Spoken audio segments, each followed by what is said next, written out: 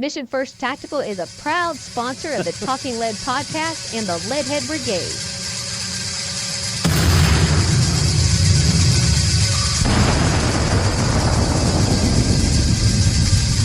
I hit the wrong intro. Oh well. This one works.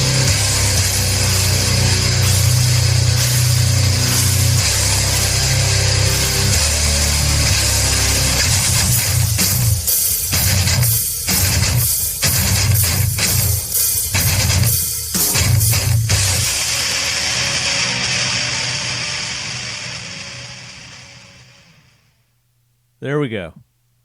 Ton Jones, ladies and gentlemen. Why, hello. Well, hello there. How are hello you? There. How you doing? Welcome in, Leadheads, to another episode of the Talking Lead podcast. I am your host, Lefty, joined by favorite, listener favorite, Leadhead Brigade favorite, Leadhead himself, ladies and gentlemen, Ton Jones. Yeah. Glad to be back, brother. I mean, nationwide, they're going crazy. Applause, cheering, saying, about damn time you got Ton back on. It's been a busy couple months, bro. It has. Holy shit. It has. Was the last show that you were on the one where we did the SHOT Show recap? Was that the last one? Yes. SHOT Show recap. Yeah, that's been a while. That's when we had Evan, we had Ashley, Tracy, and you. Yes. And Paul. And Paul. Paul was on. Paul Markle. Yeah. Let's do it again. Then my schedule got a little busy. I think everybody's did. Yeah. Everybody's got a little busy. I had the learning curve trying to learn some new software, some new equipment. I think I've finally got it figured out. Other than the cameras, I still haven't been able to find the exact camera setup that I'm looking for. But I may have it. I'll run it by you after the show and see what you think. Because Ton is a audio-visual expert. So if you have questions, email Ton. Thanks. Yeah, I went on a little bit of a trade show bender, and yeah, where all have you been? Well, we started out with Dallas Safari Club right before SHOT Show, then did SHOT Show, then did Nation's Best Sports back here in Dallas, then Safari Club International, then Great American Outdoors up in Pennsylvania. Then I still want to go to that, even though people say it's a shit show. I still want to go to that. It is freaking awesome. It is amazing. It is a very long show. Yeah. Packed can be just insane. That is 11 days long. Then I got back from that show to turn around and go to Germany for Enforced TAC. Was there for Enforced TAC, went and did some filming with Steel Buddies. Steel Buddies? Haven't heard of them. Yeah. It's a show over in Germany on Discovery. Okay. And then we got done filming, and then I turned around and did IWA, Iowa Outdoor Classic, their 25 or 50-year anniversary. It's all a blur. Then finished that up, came back, and went out to Wyoming for a week. Wyoming? You up there with Paul. Paul's in Wyoming. Yeah. We did a couple friends of the NRA banquet dinners, and went out with the guys from Lucid Optics, and we were shooting 1 mile because it's really easy to do there. There's in a Wyoming, lot of room. Yeah. It's kind of open a little bit. It's a little open there. No, Ton has been busy, so we'll get some more details on some of his escapades there. And then we've got NRA coming up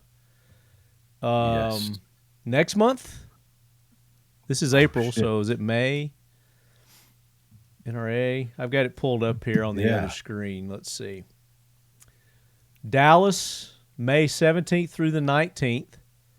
And if you listen to our last episode, we are going to be there, Talking Lead, the lead quarters We will be in attendance. Don't know how much of the studio we're going to have set up, but thanks to Pioneer Arms Corps, we are going to have a presence. I'll be there. Evan's going to be there helping me out with the social medias and the working the equipment and everything. But I think their booth number is 11531. And I'm not sure on the space, so that's why I'm kind of don't know about the studio yet. So I don't know if I have a full studio or if it's just going to be me with my cell phone kind of deal and cameras. But anyway, we'll be there. We'll be covering it somehow, some way. And we're going to have giveaways. And there'll be stuff for sale there, too. Pioneer Arms is going to have some items, some swag. And if you saw my Monday mail drop that I did the other day, Leadhead Corey Brown, and I'm holding him up for our video audience. I don't know if you can see these or not, made some cool-ass bottle openers. And he put the Leadhead Brigade logo on one. He put he put the new logo, our new logo, Talking Lead logo, and he did an AK Corner logo one. Hold that up here. And he only made a limited number, but I'm going to take these and I'm going to give these out to listeners who come by the booth. And you're just going to get random. Whatever I give you is what you're going to get. But yeah, so come by the booth. I'll take you out of the spam folder. I'll definitely have these bottle openers from Corey Brown. So thank you, Corey. And Corey does not have a shop or anything set up now, but I think he should. And he also made these coasters. These cool ass, they're like stone, slate. What would you call that? Flint? I don't know. Coasters, like for your drinks. Oh, yeah. And I guess he laser engraved these, Ton. You've got that laser engraver that you've been doing some stuff with, too. Yep. Put that on the laser engraver. Yeah. So thank you, Corey. These are awesome. He didn't make a whole bunch of these coasters, so you guys aren't. I'm keeping these for myself. These are going into Lefty's bar here at the house, here at the lead quarters, because they are awesome. I like those. But maybe we could talk Corey into doing some more. So if you guys are interested in something like this, let me know, and we can get in touch with Corey. Or Ton's doing some laser stuff too. Have you got any of your laser engraving projects handy? You want to show? They're actually in my truck because Got them in your truck? I was shooting them today. Ah, okay. They were, they're all out on. We were actually shooting them downrange. This is. Got your phone? Pulling up your phone? So he did some engraving on a Ruger 22.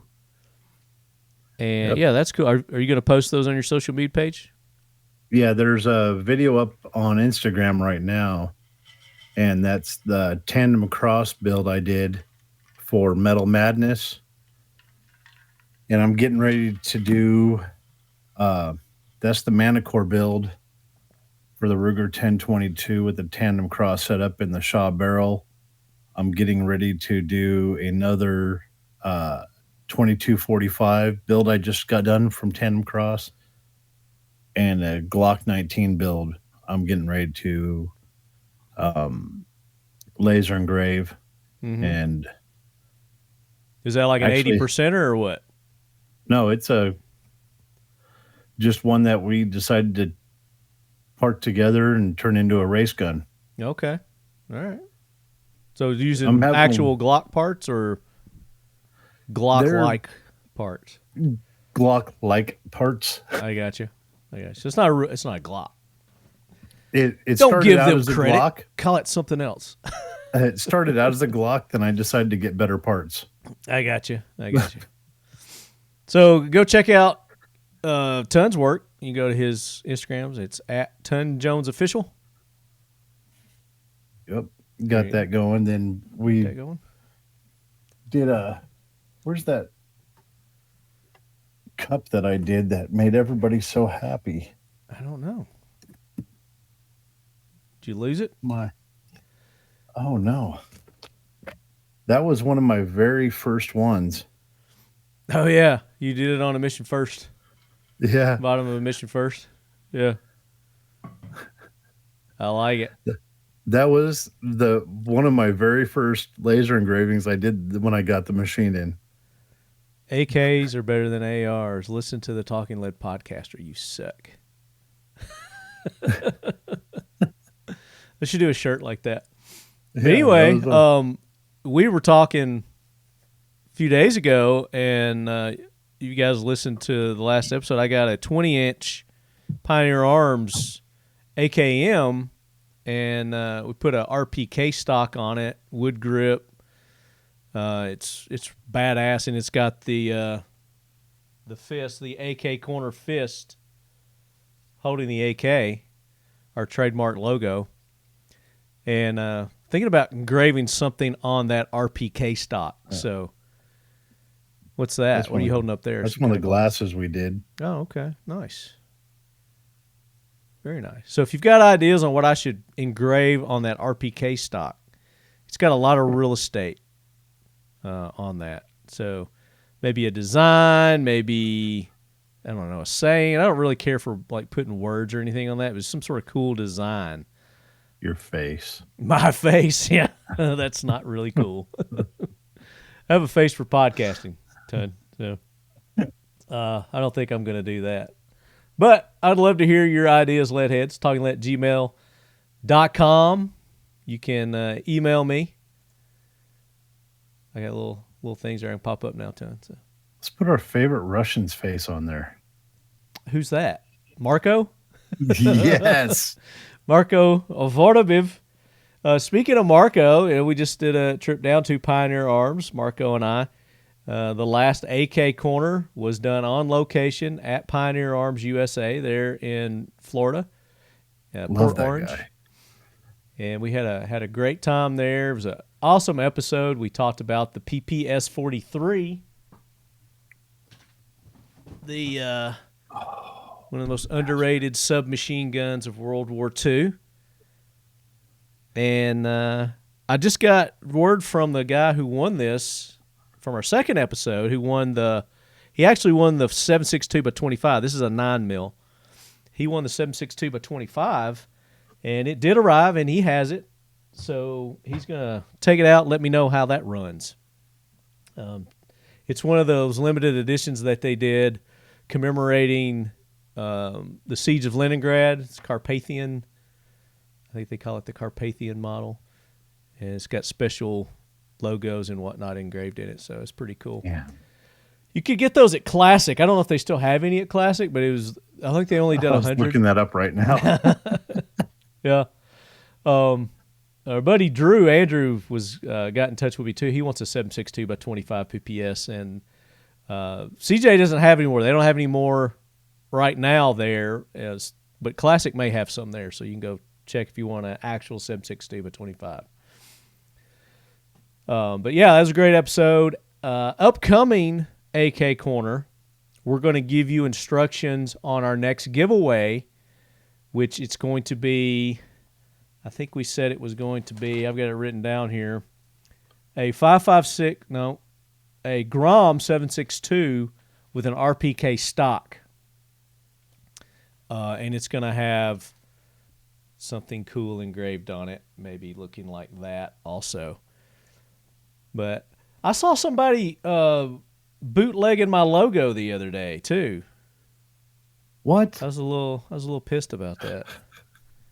Yeah, somebody was. It was like a modified version of this. So, but it was my logo with the hand and the AK, the fist and the AK. But cheeky bastards. What do they say? The copying is the greatest form of. Greatest form of flattery is mimicry. Something like that. Something like that. Whatever. Whatever. Anyway, they're stealing my logo. But Hug Your AK Day month is coming up sometime. What month is that? I forgot. Hug Your AK. Every day. Every day is Hug Your AK Day. But that's kind of going to be one of our topics today, the AKs. We're going to talk side charging ARs today and kind of get your thoughts on that. It's going to be one of the things we're going to talk about today. We're going to talk about pistol caliber carbines. We're going to talk about that a little bit today. But before we get into that, I got another big announcement. Mission First Tactical, Mission First Tactical has been a strong sponsor of the show from, I don't know, for 5, 6, 7, 8 years. Long time. Strong supporters of the show, strong supporters of Leadhead Brigade, always giving you guys awesome prizes, giveaways with the dump trays, the holsters, the AR accessories, the bags. Their new line of bags. I got one right there. Their Acro bag. And then, of course, tons of their drinkware, the drinky drinks. I mean, you can't get cooler drinkware than from Mission First Tactical. You're out on the boat this summer, you need one of these. You need a Mission First Tactical drink. They've got the small ones. They've got the koozies. Yep. And then they got these giant big gulps. I think they're 32 ounces. I don't know. But they got different themes and different logos. But we have officially made Mission First Tactical the tactical accessories provider of the Talking Lead podcast and the Leadhead Brigade. So there you go, Leadheads. Hell yeah. Mission First Tactical has stepped up and delivering even more for you Leadheads. So we're going to have some awesome giveaways with them. They've got some new products that they're going to be dropping later this year. They have a new take on their belly band. Did you ever get one of their belly band holsters? You got one, didn't you? Oh, that's right. Nope. They didn't make them big enough. Allergies, sorry. They have a lighter weight version of it. So it's even more lightweight, breathable, perfect for summertime carry.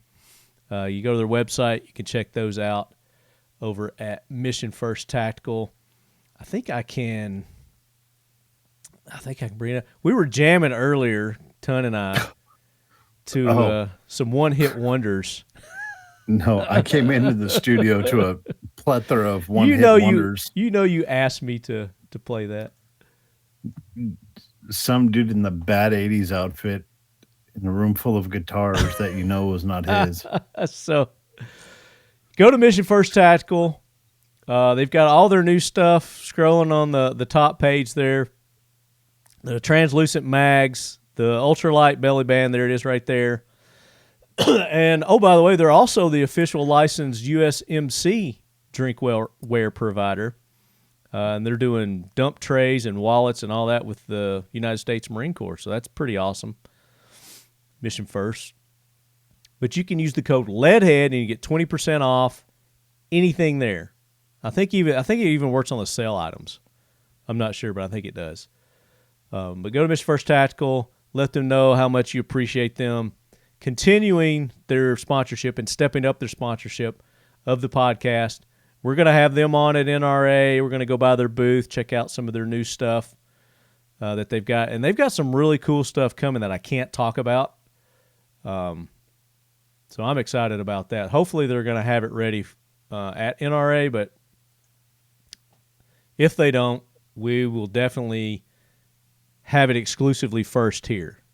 So we'll talk about it here on the podcast before anybody else. I got a first for you today. Oh, yeah? What's your first? I don't know. Do you want to do it now or do you want to do it later? Let's do it. Let's do it after the jack wagon train. Perfect. So I wanted to make that announcement first. So thank you, Mission First Tactical.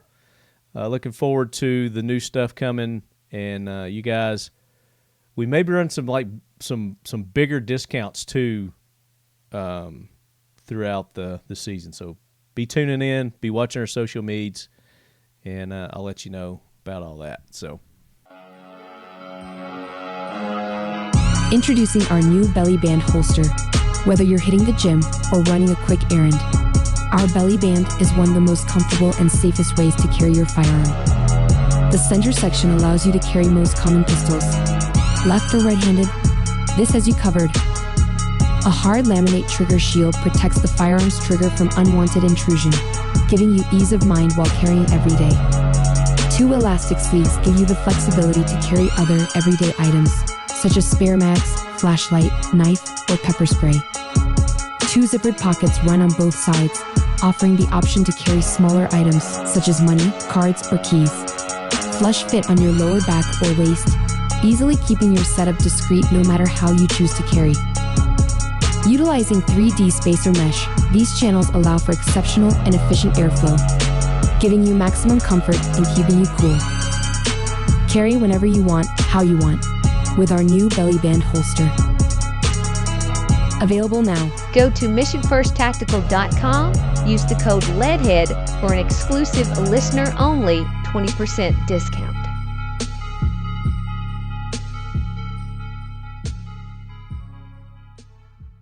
As we just mentioned, though, we've got some jack wagons that we want to take care of, and I've got to have Gunny bring that train in. So, Gunny, bring that train in now. Actually, that's not the train. That was that one had Ton's wife in it. Yeah. Hoorah, Semper Fi, do or die, hold 'em high at 8th and I. It is time for the Talking Lead Jack Wagon of the Week, so brace yourself, baby. And not saying Ton's wife is on the jack wagon train. Just I played the wrong intro. I have to get a better distinguishing marker for my loops over here. So train has stationed, and we've got like lots of jack wagons. So I don't think we're going to be able to get to all of them, but I'm just going to start with the first and most obvious is this Boston Bridge fiasco thing that every headline that you read, bridge collapses. They kind of bury the lead because you're thinking, oh, okay, faulty bridge, just collapse. But oh no, there was a 500 million ton boat that rammed it and caused it to collapse, killing. I don't know what's the total. Like 6 people so far. Is that the total? What it is? I think there's at least 6 they've recovered. Yeah.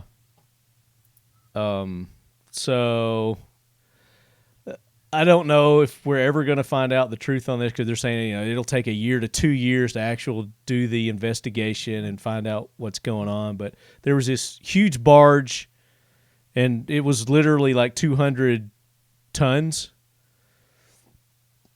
It had. I wasn't calling you 200 tons. Tons of fun. Not yet. And it lost power and somehow drifted into this bridge, lost power lost power again. Yeah, hundreds of cargo ships over the past however many decades have been going through there, and they've never had this problem before. So all of a sudden,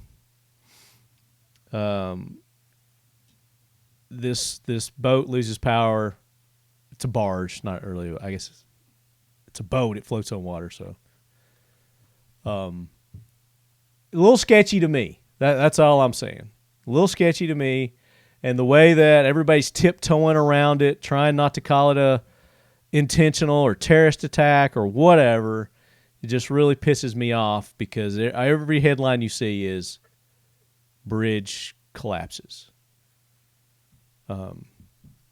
So that's my take. And what about you? Have you heard anything different, or you got a different take on this? I've been watching the video, and you watch the time lapse. It powers up, loses power, powers up, loses power. Huge puff of diesel smoke rolling out of that thing, and smashes right into the bridge. It looks like it speeds up to me at the end. Yeah. Looks like it picks up a little head of steam, even though they say they dropped anchors, supposedly. And I get it. Dropping anchors on a barge that big, it's not going to stop. It's like stopping a train. It's not going to stop right away. No, it's going to take several. And But if yards. on that hook they made, that big turn, Yeah. Come on, let's be A realistic. little suspect. Right full rudder, anybody? Well, I mean, if your power's out, I don't know. I don't know. But they were just continuing. Then when they did get power for the 2 minutes or whatever, that the black box is not recording or whatever, that they cannot find. Yeah, and aren't It shows- black boxes designed to work without power too? Don't they have their own power source? Yeah. Isn't that how It that's just- supposed to work? It's everything is really questionable. There's a lot of questions they're not answering, which I doubt they're going to answer. And even if they do, we're not going to get a legit answer. So here's But one from Reuters, and this was done April 1st, updated a day ago. Work is underway to begin clearing the wreckage. Blah, blah, blah. What is the death toll? Oh, here's another thing, too. The 6 victims of the bridge collapse were all immigrants from Mexico and Central America who were fixing potholes on the bridge. Let me share this. Did that pop up? No. It didn't pop up. Oh, I've got to change this. Hold on. There we go. Here we go. And I don't think people are going to be able to read this anyway. It's a little small, but so it goes on to say divers recovered the bodies of 2 men the following day. They were identified as Mexican names and Central American names. I'm not even going to attempt to try to say them. Not that I'm disrespecting them, but still. I find it hard to believe that they were here legally, for one. And they are calling them citizens of Boston. They are saying that they were citizens, and I highly doubt that. But anyway. Authorities have yet to recover the bodies of the 4 men in the 50-foot deep water surrounding the twisted ruins due to treacherous conditions. Blah, blah, blah. When did the Baltimore Bridge collapse? And then it gives a timeline there. Why did the bridge collapse? Okay, because a huge freaking 200-ton barge rammed it. I mean, that's what they're saying. But they're saying bridges such as the one in Baltimore are classified as fracture critical by the federal government, meaning that if one portion of the bridge collapses, the rest of the structure falls. There are more than 16,800 such spans in the U.S., according to the Federal Highway Administration. So there's another 16,800 of these fracture-critical bridges out there. Yeah. Great info for terrorists to have, so thanks for putting that out. The head of the National Transportation Safety Board said the bridge lacked structural engineering redundancies common to newer spans, making it more vulnerable to catastrophic collapse. The Key Bridge opened in 1977, 3 years before a similar vessel collision of the Sunshine Skyway Bridge in Tampa, Florida, killed 35 people and prompted bridge designers to implement better protections for foundation piers.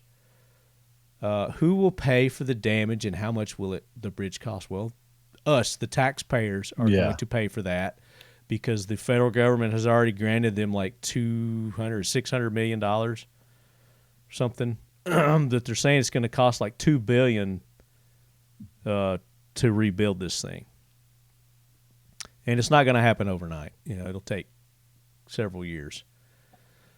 What ship hit the Baltimore Bridge?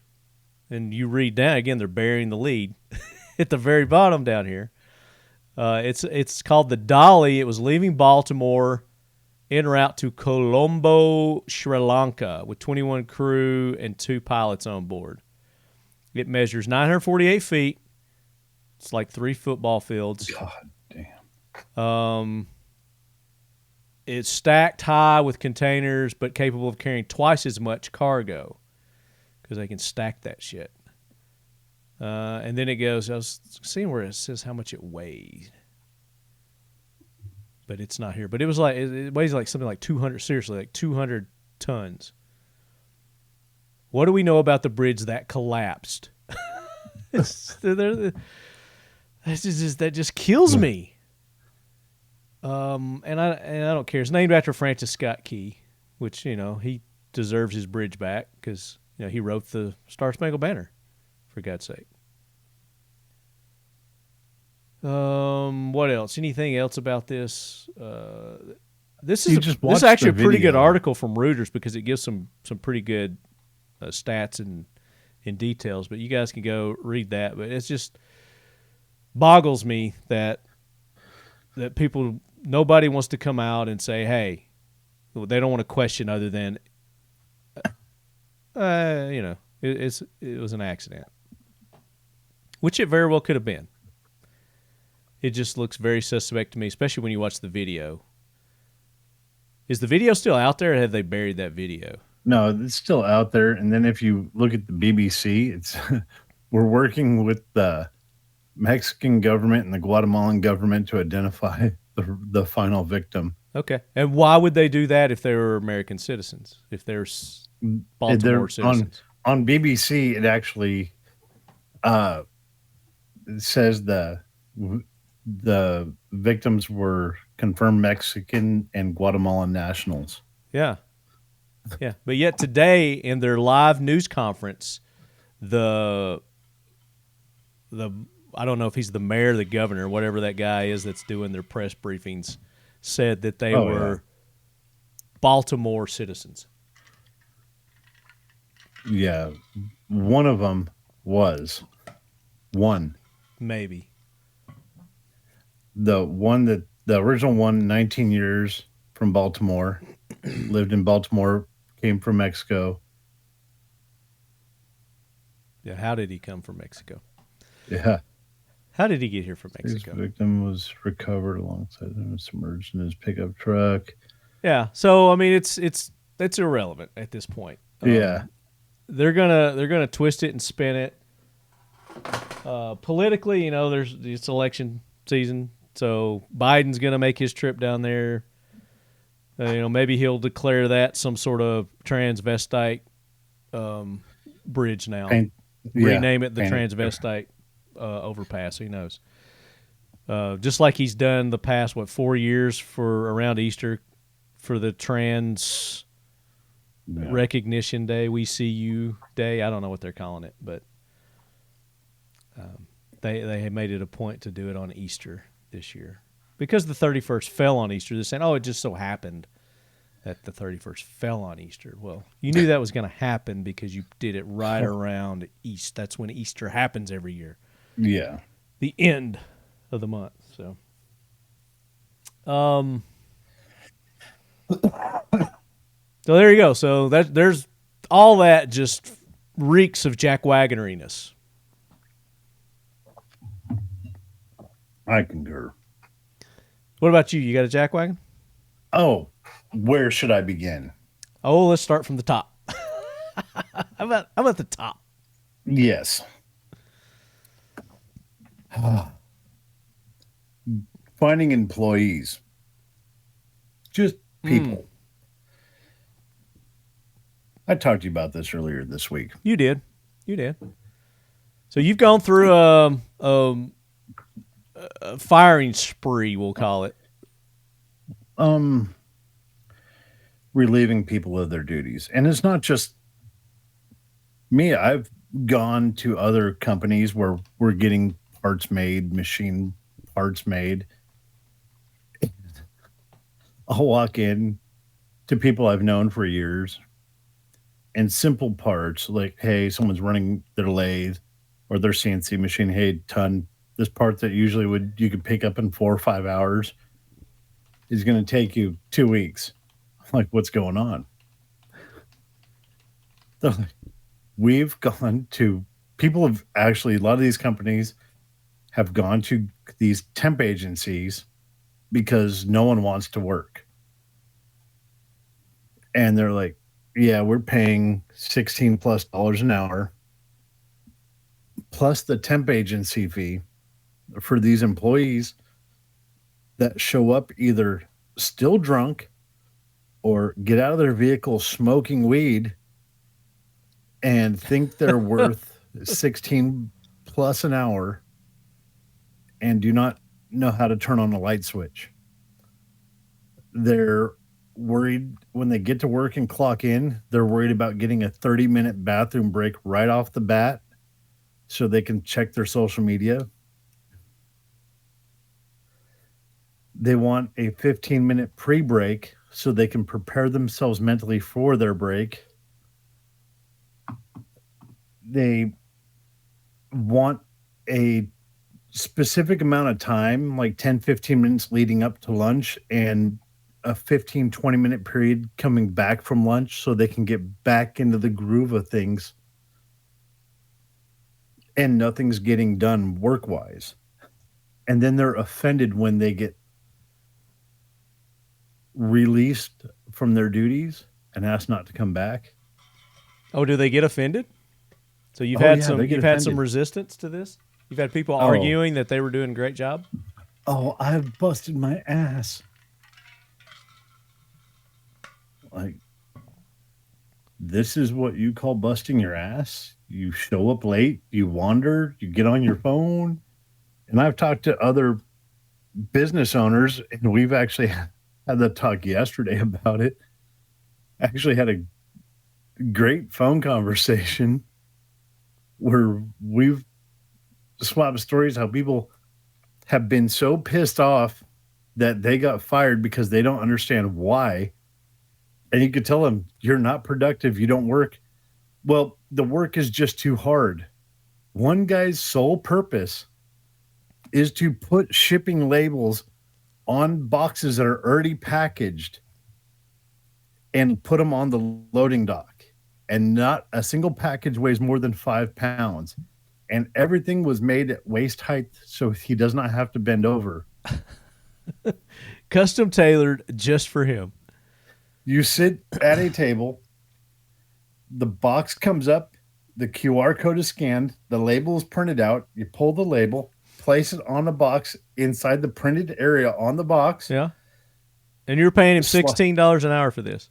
Not me. This is one of my buddies that just fired someone one of your last buddies. night. I got you.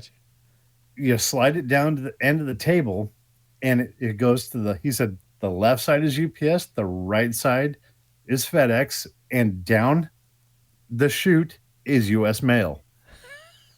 Was it like Laverne and Shirley? You ever see that episode of Laverne and Shirley where they're trying to do the stuff and the conveyor belt just keeps speeding up and That's exactly Lucille Ball. There's an episode of they're in the candy factory and she starts. Oh my god!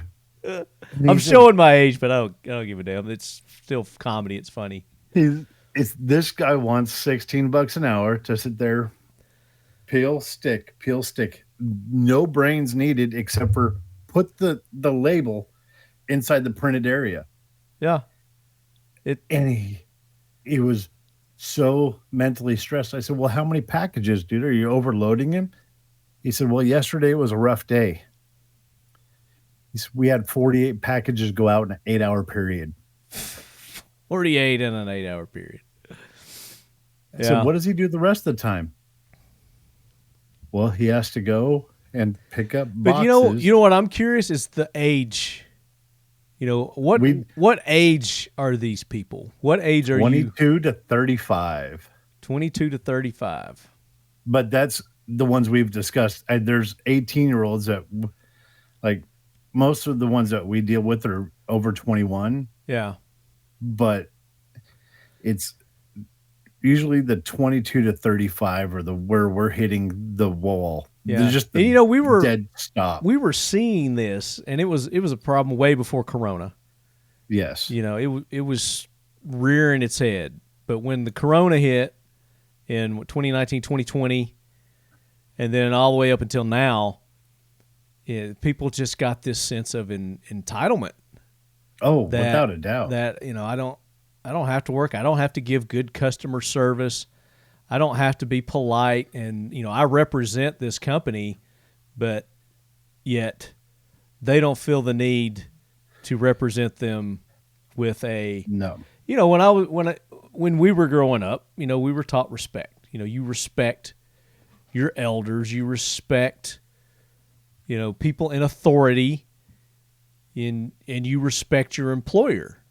And you respect your employer by representing them when you're in public, you know, if you're you know, in retail or whatever and you know, they would give you a script on how you greet people and, you know, do all this, and you do it nice and respectfully, and the customer's always right. Yes. Customer's always right, but that has gone away decades ago, you know, 10, 15, 20 years ago, you know, that flew the coop. But we were having this discussion, and it's worse. We found this age group that is absolutely horrible. And we were laughing about it, but it was sad. It's really the 25 to 35 has been the worst. Mm-hmm. We found that age bracket does not want to work, wants everything given to them, and wants to give nothing in return.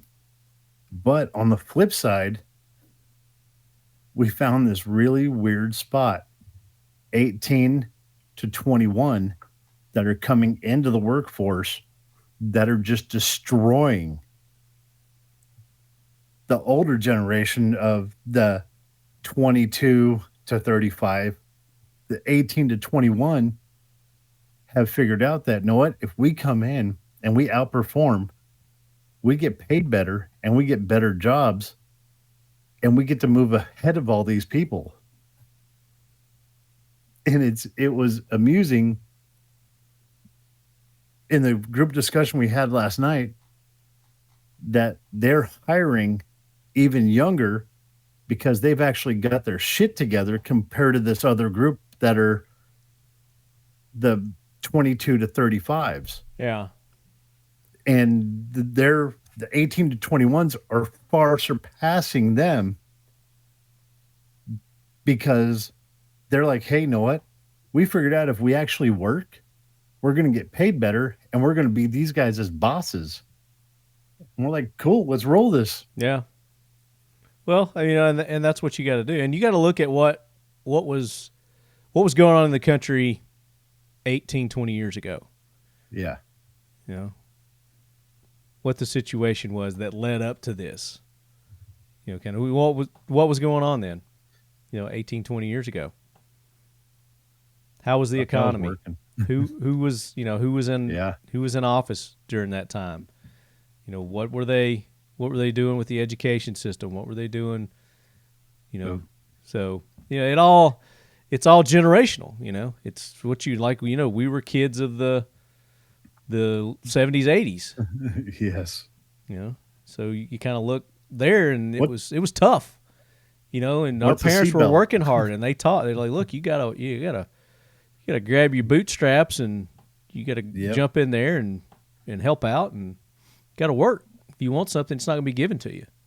That's exactly it. And but that, you know, those years that these kids grew up is a little easier. Things were, you know, not as tough. I'm sure that, you know, their parents. I mean, just like any parent, you want to provide more for your kids than what you had. You want to try to make life easier on them. But sometimes that's a double-edged sword, you know, and it could backfire.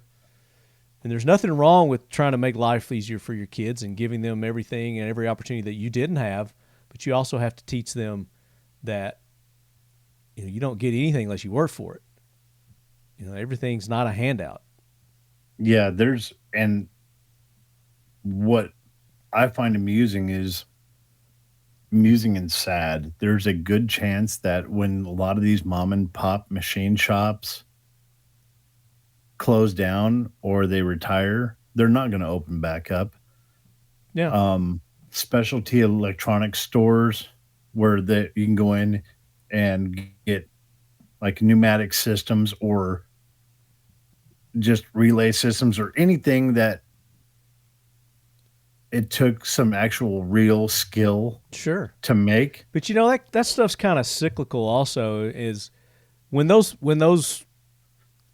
services those providers go out of business, then there's going to be a gap and and people are going to miss that, and then somebody's going to see that there's a void there that needs to be filled, and then they're eventually going to come in and they're going to fill that void somehow, some way. Maybe you come up with a better way to do it. But one of the guys we work with that is actually some of the inventors of some of the machines.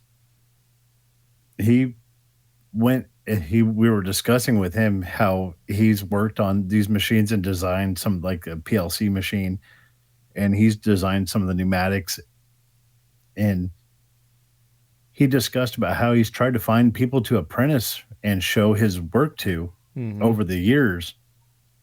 And people have been so lazy. He said, it's easy. I'm not going to train anybody else.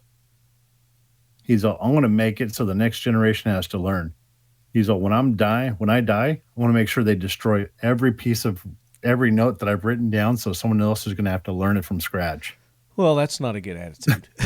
He was so pissed. That's not a good attitude to have. But he's like, there's no reason for someone else to try to take credit for something he's done when he said no one wants to learn.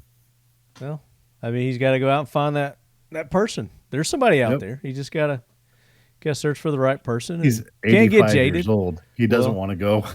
But I mean, again, and it's people like that that have all these great ideas and they come up with these innovative ways to do things. And if they don't leave it written down or leave some sort of trace of how to do it, and then people can't improve upon that and make it better, because you got to start from scratch every time. If you're starting from scratch every time, there's no progress. Like at 85 years old, if 85. Someone's not going to listen to me at that point, fuck the rest of the world. They can burn with me. Yeah. Well, I get it. I'm not going to work my whole life to go work for someone else here. I'm begging you to learn something. So no, the lesson learned here is Ton is a tough ass boss, and he's a slave driver. Don't go to work for Ton. No, me, I'm the easiest one. I'm the easiest out of the 6 people we were discussing with last night. I was like, damn, these machine shops it's like, we got a good crew that's going right now, a really good crew. We've weeded out the lazy bastards, and I have a good crew that's going above and beyond right now. Well, there you go. So whoever's there now, you might rest a little easier knowing that you're not next on the chopping block. So don't tell them that. So keep working hard. Keep doing what you're doing. Don't slack. Hey, lead heads, Lefty here. Just want to talk to you a little bit about our good friends over at Leo Takedown. Leo Takedown is an advanced takedown platform designed to fit any mil-spec AR-15 or M4 rifle. Discreet carry shouldn't compromise tactical advantage. The Leo Takedown allows the operator to move from discreet carry to ready in seconds. The Leo Takedown allows users to quickly change barrel lengths or calibers in order to adapt to evolving mission demands. It's your rifle. You shouldn't be backed into a corner with proprietary parts in order to have takedown capability. The Leo Takedown requires no proprietary parts and allows the operator to build their own rifle how they want it. The Leo Takedown provides a solid, straight in, straight out, positive lock every time. No hinges, twisting, or handles required. Check out Leo's brand new integrated takedown upper receiver. With our tested and proven takedown coupling now machined into the upper receiver, installation is a breeze. Made in the USA, there is nothing else on the market that compares to this patented technology. See the difference for yourself at leotakedown.com. That's leotakedown.com. Leadheads, use the code TL10 for 10% off your next order. Leo Takedown is a proud supporter of the Talking Lead podcast and the Leadhead Brigade. But let's move on. Let's move on to our next jackwagon. And this comes from Georgia, Atlanta. And there was a car that rams into the FBI office gate. Have you heard about that one? So a driver rammed into the front gate at the FBI's Atlanta headquarters on Monday afternoon. And that would have been yesterday, April the 1st. Oh, and being April the 1st, I didn't get any April Fool's jokes played on me. This is like the first year that I'm aware of yet. Maybe they're playing the long game on some of them. But anyway, video from the scene showed a red SUV crumpled up into the barrier with tactical vehicles surrounding the vehicle. I think I could probably share this too. Let's see if this comes up. There might be some photos worth showing here. Dude, that's the building. Is destroyed. The vehicle is just mushed. I was trying to find a picture of it here. Dude, they don't have one in this article. Here, continue reading. Here it is. Here it is right here. Here's a video of it right here. I'm playing. Can you see the video? Yes. Oh, and then an ad tries to pop up. I don't know if they actually got the crash. Freaking the news vehicle crews. For a second.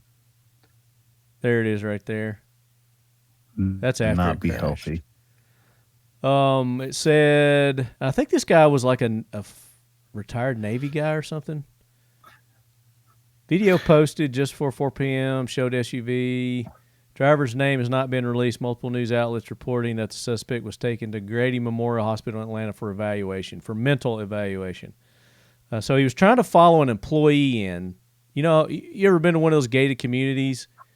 And you got to punch the gate and you just ride the tail of another one, so you don't have to sit there and do the code again, even though you've got.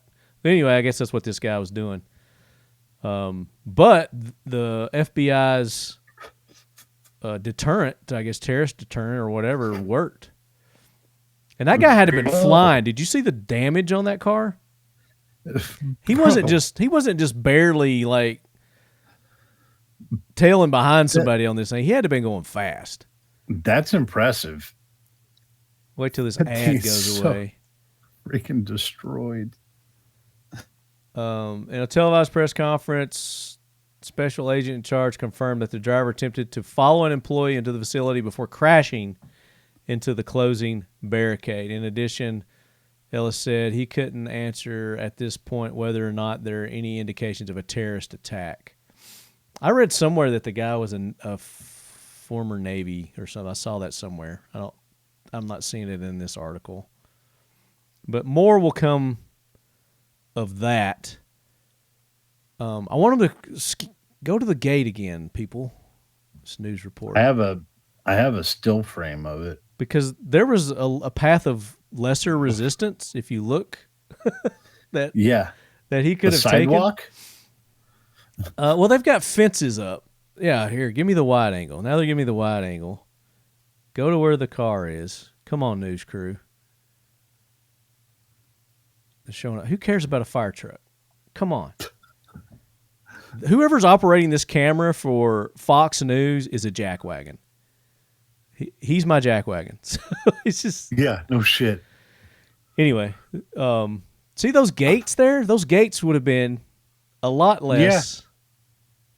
Provided him a lot less resistance. Of course, he may not have known that was going to pop up either. So the big surprise thing that's painted like a death trap. Let's go over that. Yeah.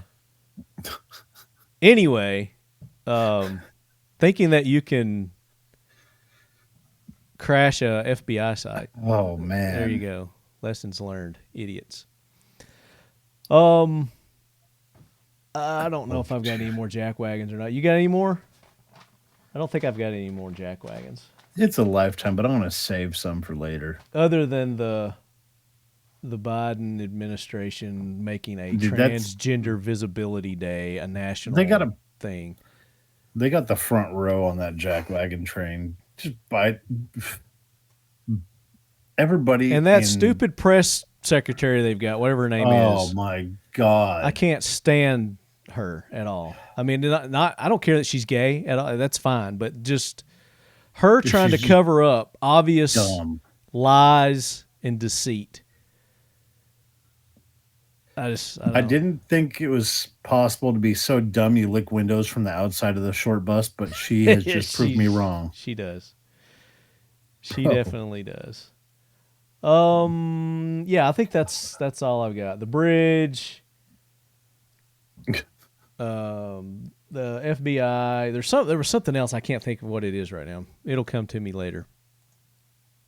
I know. Was it NATO that just invested $100 billion to the Ukraine fund? Um, That was April. Yeah, that was today. wouldn't doubt it. Oh, the Israelis bombed and took out one of Iran's top commanders or whatever, and we're gonna see retaliation, no doubt, on our troops.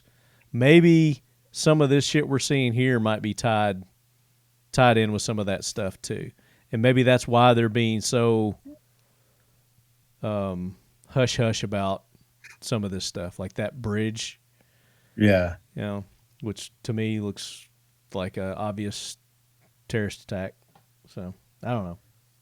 And then Mexico just had their mayoral candidate murdered.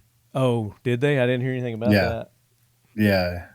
I don't know what's that got to do with Iran, but no, but that's just more stuff that's going on in Mexico to make everything better for the U.S. Yeah. Well, our last episode, I had Nick Dooley and Austin Whalen, both sergeants in the Army National Guard that were stationed at the border. They had time at the border, and we talked about kind of firsthand their take on things, what they were actually seeing, what was actually going on, kind of deal. So it was a really good episode with those guys. So make sure you go back, check that episode out. But more shenanigans at the border going on, cutting that. Was it Constantine? Constantine wire. Yeah. Getting arrested for that, and they're arresting them, putting them in jail, which is what they want, because now they're over across the border and they're in America. Yep. Give them what they want instead of sending them back. And Biden flying 400,000 immigrants to Florida, trying to sneak them. I don't see how they can sneak them in doing that, but of course, according to the news, it says they've snuck them into Florida. Heroes. Any heroes? You got a hero? Yes, I do. Who's your hero? Tom Snyder from Trinity Oaks. Tom Snyder, the actor? No. Wasn't he the Dukes of Hazzard?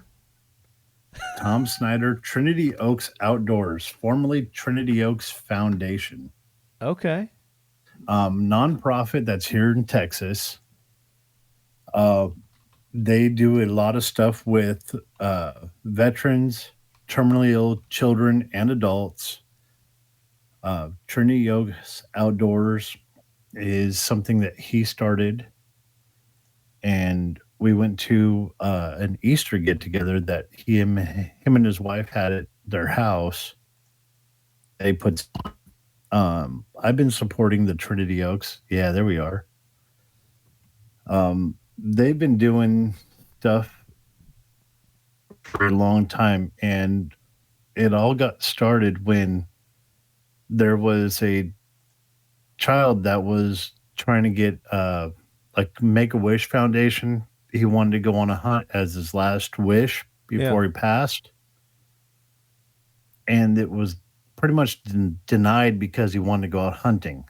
Because it was firearms related, killing firearms and outdoor related animals. Yeah.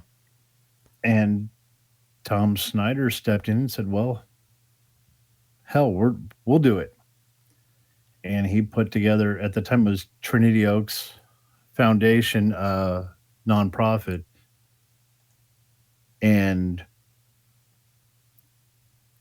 he went full bore and put everything into it. There he is, Tom Snyder, founder and chairman. That guy, that is not the actor. No. That is put not his own money in and funded this trip for this kid. I mean, his backstory is just gut-wrenching and amazing and all on its own. But this is the one thing that I've been supporting. There's Tunjo. You're under the ambassadors. T-Bone Turner, Matt Hughes. That's the MMA guy, Matt Hughes. Yes. Very nice. Have you met Matt? Oh, yeah. I've gone hunting with him and hung out with him before and after. Do you after. make fun of his ears? These cauliflower ears. On more than one occasion. Has he not while had those having- operated on yet? No. It was like Matt. He's actually, You could have those operated on. we were actually sitting at dinner one night. I said, "Hey, can you pass me the cauliflower?" And he looked around and he said, "There's none." I said, "Oh, sorry, it's on the side of your head." He just looked at me and said, "Dude, you're such an ass." Nice. So yeah, but this- so Trinity Oaks Outdoors. It's trinityoaks.org. For you viewers, I've got it up on the screen now, and you can go find out all about them. There's even a place where you can donate. You can volunteer, and then there's the contact. What do they got coming up? They have all kinds of stuff coming up, youth events, everything. And that's the one thing that made me fall in love with this organization was when we first got together with Tom and everything he was doing, it was all out of his own pocket because people weren't donating. It was right after the big financial crash of 07, 08. And what he did is he was doing this youth program where he wanted to get a bunch of youth kids out in the out hunting and fishing and the outdoor sports. So he had a bunch of kids sign up for the program for free. Had these kids come out to a shooting class to learn firearm safety and get their hunter's ed certificate. And at the end of the program, it was 50 kids. The guy was out there to give everybody their hunter ed safety card, and Tom had purchased 50 rifles and gave them all to the kids. Oh, wow. Out of his own pocket. Very nice. Yeah, and it's just stuff like that where this is one of the very few, if maybe out of the thousands of nonprofits I've ever seen, less than a handful. This was the first that I ever saw that all the money goes back to the organization, and board members are volunteers. There's maybe one or two actual paid employees that, like the bookkeeper. Yeah. And I was listening and to the something today groundskeepers. talking about, these nonprofits, especially the ones set up for law enforcement and military. There is a site that you can go to, and it breaks down and tells you how much of the money coming in goes where. And, like some of these 94% was going into advertising and promotion agencies. Yes. And they were only getting like 3% of the actual millions of dollars that were coming in, to these organizations. Like back when Wounded Warriors took the picture with all their jets and matching cars. Yeah. Yeah. Well, I think, Wounded Warriors is up there. I think, they're like 67% goes to where it's actually supposed to go. And then they've got, all this other, now. Yeah, after they got caught and got their hand with their caught in the cookie Ferraris jar. and everything going to their barbecues. Oh, sorry, our Lear jets and our Ferraris match the same paint on our barbecues. But this sounds and our like a stripper legit bowls. organization. You lead heads are interested in finding out more. You go to their website, and then Instagram is at Trinity Oaks Outdoors, and give them a follow. Let them know you heard about them here on the Talking Lead podcast and that you want to help out. Yeah, It's a good they organization. do a lot of good. Very good. That's a great hero, Ton. Oh, Very good. That's a good one to end our jackwagon segment on. So, Gunny, get that train out of here. Ghost of Charlton Heston, fire up Lead Force One, and let's get Tom and his crew on Lead Force One. Give them a ride. Trinity Outdoors, love it. That being said, you guys know that I'm a big supporter of Sheepdog Impact Assistance, and they've got their big gala and auction event coming up. So you can go to sheepdogia.org, and I think there's a link to the auction there. So the items and everything, I think they're putting them up now, and you can start bidding and checking out all the items that they've got for auction for their annual gala fundraiser. Go check that out. All right. So, Ton, as I promised earlier, I kind of wanted to talk a little bit about, and I saw this ad for Bear Creek Arsenal. You heard of Bear Creek Arsenal? Yes, I have. Yeah. So Bear Creek Arsenal, and I've been working on. And another thing that led me to this was I've been working on a 7.62 AR, and you know, Nice. a lot of you AK fans are like, you know, you just vomited a little bit. Well, get over it, because you know 7.62 is a great round, and even in an AR, you know, it's legit. And this is just a custom build that I did using a LaRue upper. So I got a LaRue upper. I think the barrel came from, I can't remember who it was, but it's a nice barrel, 7.62 barrel. This is Ackless Defense brake that I've got, so I can put their can on here. And the bolt came from. It'll come to me. Who is this? That logo. What's that logo? Does that look familiar to you? I can't see it. You can't see the logo? I'm trying to hold it up there. Come on, camera. Punisher. Nemo or Nemesis? One of them. Anyway, got that from them. Mission First Tactical Furniture. I got their buttstock. I got their grip. I got their Mission First Tactical thing on there. But I didn't use the Mission First Tactical because I had this upper. I didn't use their handguard because I got this LaRue, and LaRue's uppers aren't compatible with anything but their own handguards. So Yeah. that's why I went with LaRue on this. I had it. I wanted to use it. So I built the 7.62. And, you know, over the last couple of years, you know, I've added parts here and changed parts out. And I've got it, I think, about to exactly where I want it now.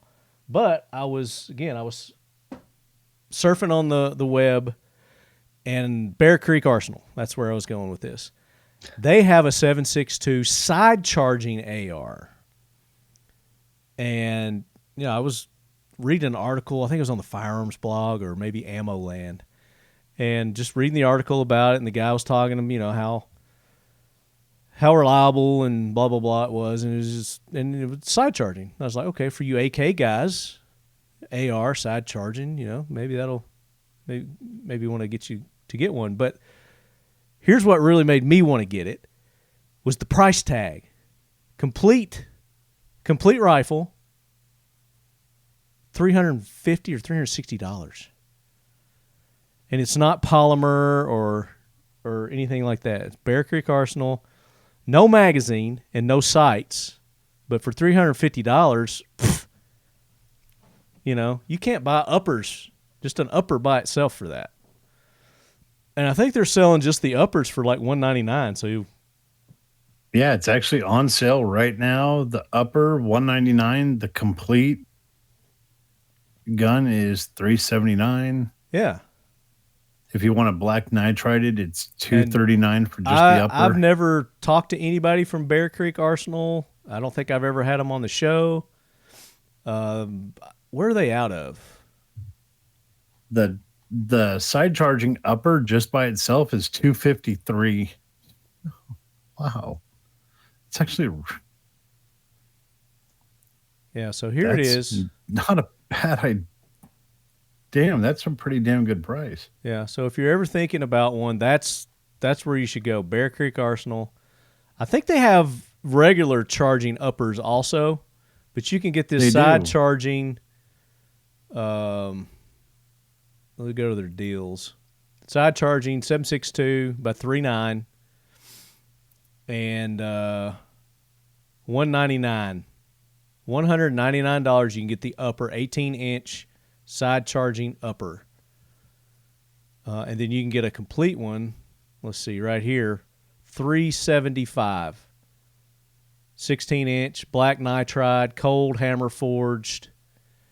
It's got, you know, just the cheap ass furniture, but you know, you go to Mission First Tactical, use your discount code, get a grip, get a buttstock, get a 4 in for it, get some pop-up irons. Mission First new pop-up irons we talked about last episode. So, I mean, for that price, you could spend a little extra and then just really kit it up. But the magazine, that's something I want to get into. So these 7.62 by 3.9 magazines are iffy at best. I think that's been the problem, is getting a magazine that feeds properly through one of these 7.62s. So I've tried a couple out. I've got D&H sent me some of their 20 rounders. I've tried their 10 rounders, and the 10 rounders work fine. And those are, typically they cut off right about here. So you don't have to have this big, curve that the 7.62 round likes with those AKs. I haven't tried this out yet. This is a 20 rounder. I haven't tried it out yet, and I think I only got like 18 in there, and it started kind of being hard to get stuff in there to load it up. But I loaded it up with what are they called? Defiant Munitions 7.62 brass. But I've got a couple, so I'm going to try some different loads through it. I've got some Wolf and some Tulla that I'm going to run through it too and try it out, see how it feeds with those. But I'll let you know how it works. But I think, because D&H makes really good metal mags. Because I've used their mags in the past, and they make real good metal mags. I used their 300 blackouts. They have like 300 blackout specific, and then they've got 223. And I've got a 6.8. Is it the 6.5? 6.5 Grendel. And I've got a mag of theirs for my 6.5 Grendel that I've used. Have you tried the UTG in there yet? UTG, I don't have one of their 7.62 mags. Oh, crap. I got to get you one of them. They have a 7.62 mag? Yeah. Oh. The one with the windows. I thought I sent you one with the windows. No, you sent me an AR and an AK mag. Shit. Yeah, I've got the AR and the AK mags from them. And the AK mag, the problem I had was I was using this ammo in the mags that I loaded for that, and I was shooting it suppressed, and I don't think it was the mags problem. I just think it was the gas, so I needed to adjust my gas on my AK that I was using those specific mags through. So I've got to take them out and try those mags again, but they seem like they would be good mags, good AK mags.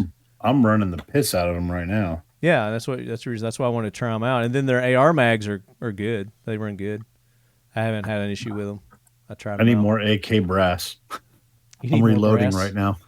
Oh, well, come to my house. I've got brass.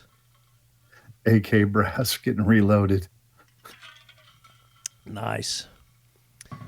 But that made me think, side charging AR, the only other side charging AR that I've ever tried, there was a company called Two Vets Arms back in the day. And they didn't last long. Mm-hmm. And he had a side charging 308. And I took it out with him one day, and it was like a prototype, and I broke it.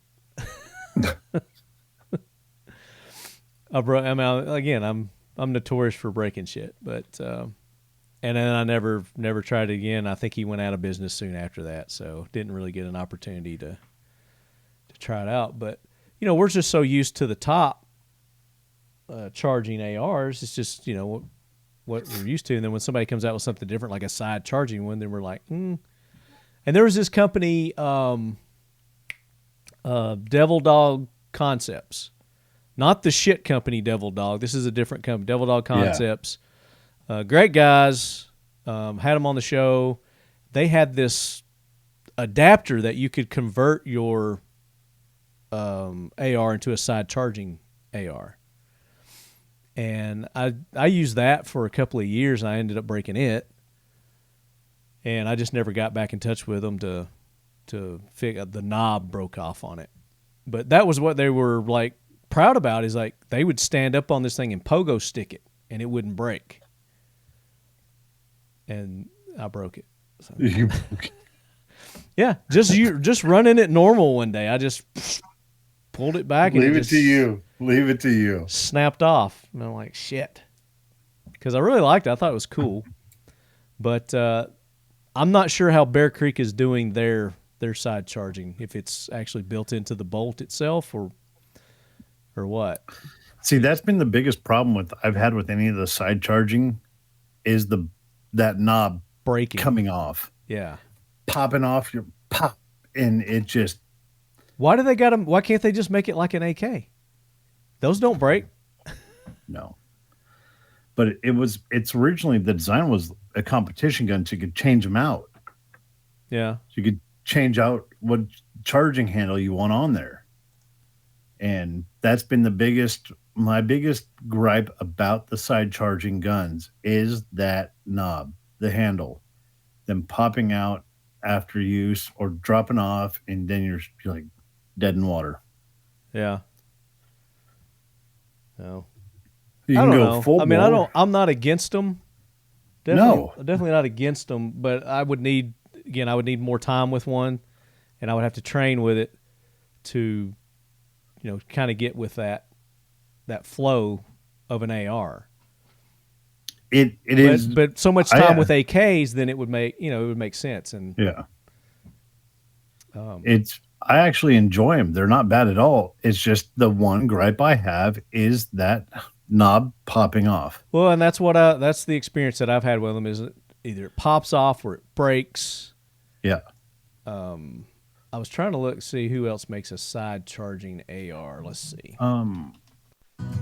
Whiskey River Beef, farm to table with a twist. Come along with us on a quest towards achieving self-sufficiency in food production and fostering a robust local food source to promote good health. Stock up with premium Tennessee beef, unparalleled in flavor and tenderness. You can be confident that you're receiving beef with no added growth hormones or implants. Always pasture-raised, locally USDA processed, and shipped straight to your home. Whiskey River Beef is grass and whiskey mash fed and finished, and is at least 14 days dry aged to enhance the tenderness and give you the most robust flavor imaginable. Go to whiskeyriverbeef.com today to order. Visit us on Instagram at Whiskey River Life and on Facebook at Whiskey River Beef LLC. Whiskey River Beef is a proud sponsor of the Talking Lead podcast and the Leadhead Brigade. Let's see. And not the Descent style, the CMMG.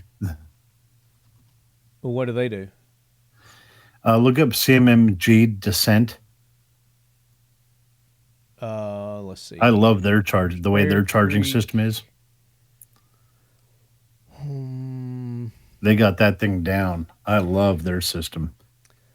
Best side charging AR-15s, in-depth side charger guide, Lynx Defense.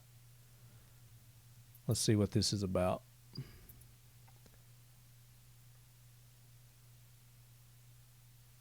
What is a side charging AR-15? I mean, it's pretty obvious. This is what I hate about riders. They got to do all this fluff to get to the point. It's just get to the point. They're getting paid by the word. Exactly. AR-50, there's no denying that the Bren 180 complete upper receiver assembly by Brownell stands out from the crowd. One of the main reasons standing out, the framework made for machine 7075T aluminum. That sounds like it's probably pretty durable. Longevity.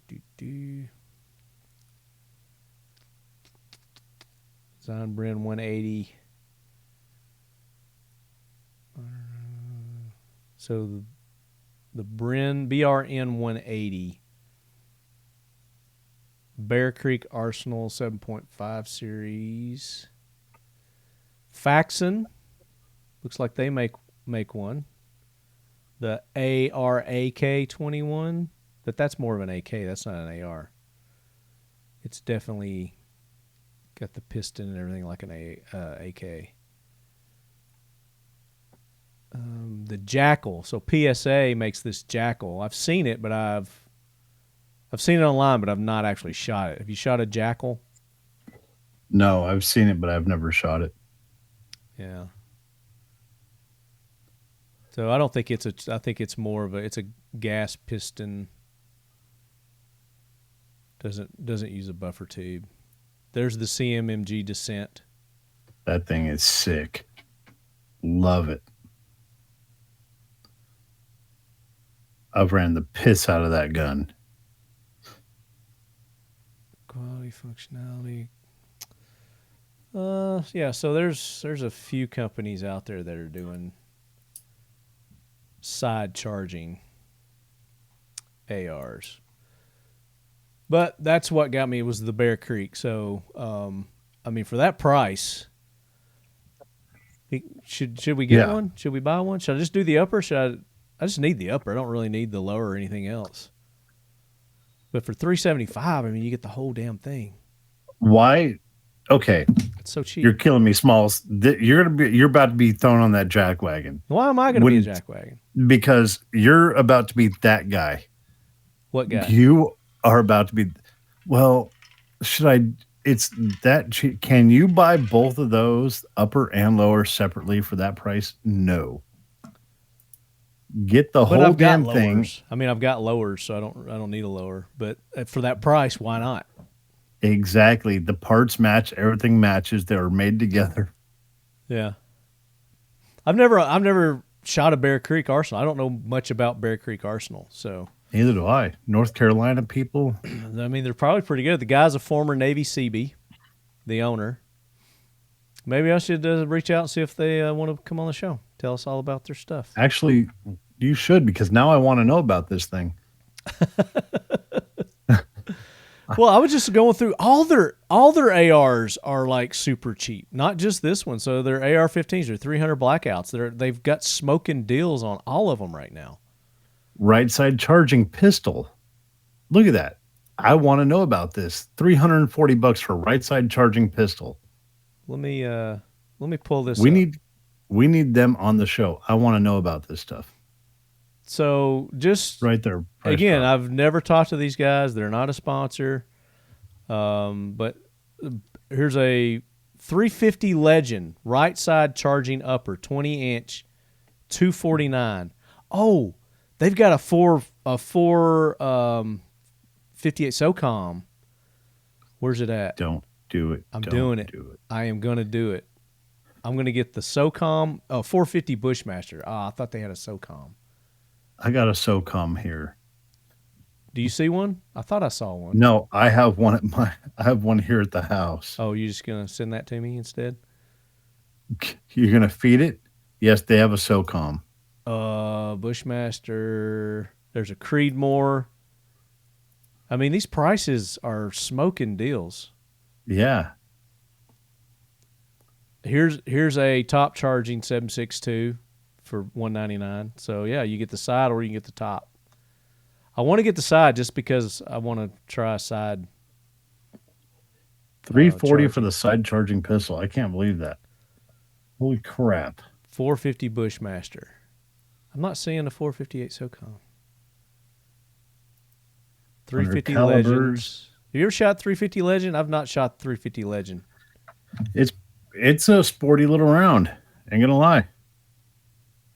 Is it a 308 upper or a 5.56 upper? I think it was a 308 upper. Is what the 350 runs off of? Creedmoor. I'm not seeing the 450. You're going to have to send me the link because I'm not seeing it on their list here. No, I just pulled up their drop-down chart. It said that they had that you can do for SOCOM. SOCOM. Let's see. I'm looking to see they if got they a 22-250 upper, Jesus. 20-inch. No, it jumps right to there. Let me see. There's 277 for a 308 20-inch Parkerized upper. I don't know. I mean, who knows about Bear Creek? Any of you lead heads got experience with Bear Creek? There it is. 458 SOCOM. How much is it? 413. Go to your side window, scroll up. And on the side window, it says caliber. Where? Where am I clicking? Oh, I sort clicked. by.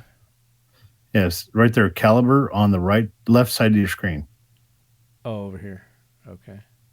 Click caliber. Got it. Drop down. So 458 SOCOM. Why is yours not there? I don't have it. Maybe because I'm in the deals. Oh, click calibers at the top. Let's hit new products. Let's just go to their main page. Now go back to the top. Nah, we'll find it later. So, anyway, Bear Creek Arsenal. Just happened to read an article about them.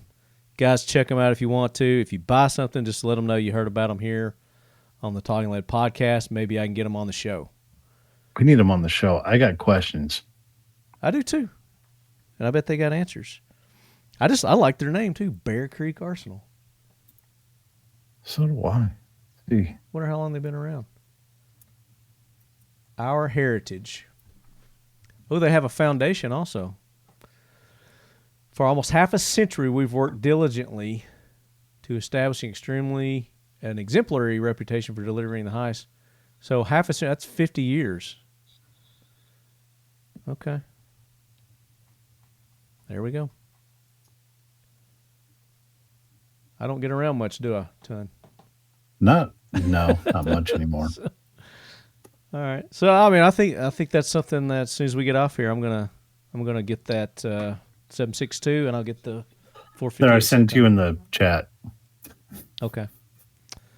So anyway, that's my extent with side charging. I don't really see any negatives other than, what we were talking about with the handles breaking, the charging handles breaking. But if you've got experience with an AK, then you shouldn't be much difference running them. But you always can get a Descent. That's better. But the price is a lot more. Yeah, they're proud of their. They're really proud of their shit. And I think what I read on Bear Creek, is their goal is that everybody should be able to afford, their firearms. So they're making them. Obviously, they're making them very affordable. So $404.35 for a complete right side charging 458 SOCOM. It's got my name all over it. Yep. I was going to build one, but I can't build one cheaper than that. So no, it is. And then I can 1 in 14 twist, heavy barrel, Parkerized. I can switch out my parts, my furniture and stuff. So put my Mission First Tactical, because they are the official tactical accessory provider for the Talking Lead podcast. So all my guns will run Mission First Tactical. I'll be glad when they get into AK stuff. They've got AK grips, Mission First does, and I love their AK grips. And they've got a place on their website for AKs, but there's nothing there yet. Who am I going to have to spam the hell out of their inbox till they make AK shit? Just every time you see Dave at the shows, hit him up. Poor bastard's going to get. And all you lead heads too, inundate them. I'm not saying that they're not working on AK stuff. I'm just saying that not working fast enough. Currently, they don't have anything except the AK grips. And I've switched out most of my AKs with their grips. Except for that, I'm going to leave that one with the wood grip that it's got, the 20-inch Pioneer Arms. That thing's with sick. The RPK, don't mess with that. Stock. So next, we're going to talk about pistol caliber carbines. What's your take on pistol caliber carbines as far as love them necessity, I guess? I've been using pistol caliber carbines for brush hunting hogs for years. Okay. Great brush gun. 9mm and 357. Okay. I've had one since I was the first one I bought was a 9mm. Was it was it Camp 9mm? Camp? Yeah. It's called a Camp 9mm. Okay. I'm pretty sure that. And I've had that. Yep, there it is. Holy crap. Share your screen. Pull it up. Let's look at it. Let's see. Hit present. And then it'll pop it up. I guess my first experience was the Kel-Tec Sub 2000. What the? With a pistol caliber carbine. 40 caliber was my first one. I got the 40 cal. Did it pop up? Yeah, I can share it right here. Add to stage. Yeah. So it kind of looks like a Ruger or something like that. Marlin Camp 9 carbine. So it's a Marlin. Okay. Yeah. And Henry came out with one. Yes. Henry's got a 9mm, very similar to that. Yep. That's the original OG. I think they call it the Homesteader. Homesteader, yes. Yeah. Not a lever action. It's not a lever action. It's a mag-fed just rifle. That's the one I still have it, been using it for years. Very cool. And it is been using that for brush hunting hogs. Love that gun. Has it got adapters to where you can do different company magazines, like Glock mags, convert it to Glock mags or anything like that? Don't know. Never changed it. Never messed with it. Never messed with it? It works just perfect. Whatever mags it came with, it's got its own proprietary mags? I've used the same 2 mags with it since I've had it since, oh man, I think I was probably 18, 19 when I got it. Yeah. And have been using the same 2 mags since. So, the craze with the pistol caliber carbines, that's kind of been huge over the last few years. A lot of the AR, companies have come out with their versions of the 9mm, whether you can adapt it or, just pop the top and do whatever, or they got their full 9mm carbines. I've got a Nordic Components 9mm that was built out that way, and then they have where you can take the different adapters for different companies' mags, so Glocks or SIG or whatever. But I only did the Glocks because that's what I got the most of. And of course the Kel-Tec Sub 2000, like you said, with their innovative folding deal, and then they've got their Gen 3 out now. Really, I like the Kel-Tec Sub 2000. It's in my truck. They've done the 9, they've done the 40. I don't think they've done any other calibers other than those 2. Of course, everybody's wanting them to do the 10mm. God, please don't.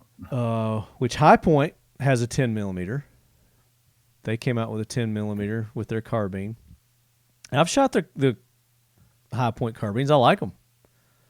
They work well. They're reliable. I mean, they're not the prettiest things in the world, but, they get the job done. This is, here, I'll send it to you in the chat. This is my other 9mm carbine. Just share the screen. Do it like you did last time. Present, share screen. Pull it up for everybody to see. Our body. Here it is. Add to stage. Okay. Well, it looks very similar to my Nordic. Yep, but mine is in that color. Ah. Is that silver? What do you call that, silver? Yes. Very That nice. is this titanium. Sorry. Titanium. I have it 9mm and 45. Is that's a Mission First butt That's stock? CMMG. Looks just like Mission First. It looks just like it, don't it? Aluminum. Huh. But I wonder how that is. Maybe Very, very interesting. maybe a little OEM going on there. I don't know. But yes, I like it. It's, but that's the thing with the ARs. Again, you get one, they all seem to be the same. You can get different links. You can get different.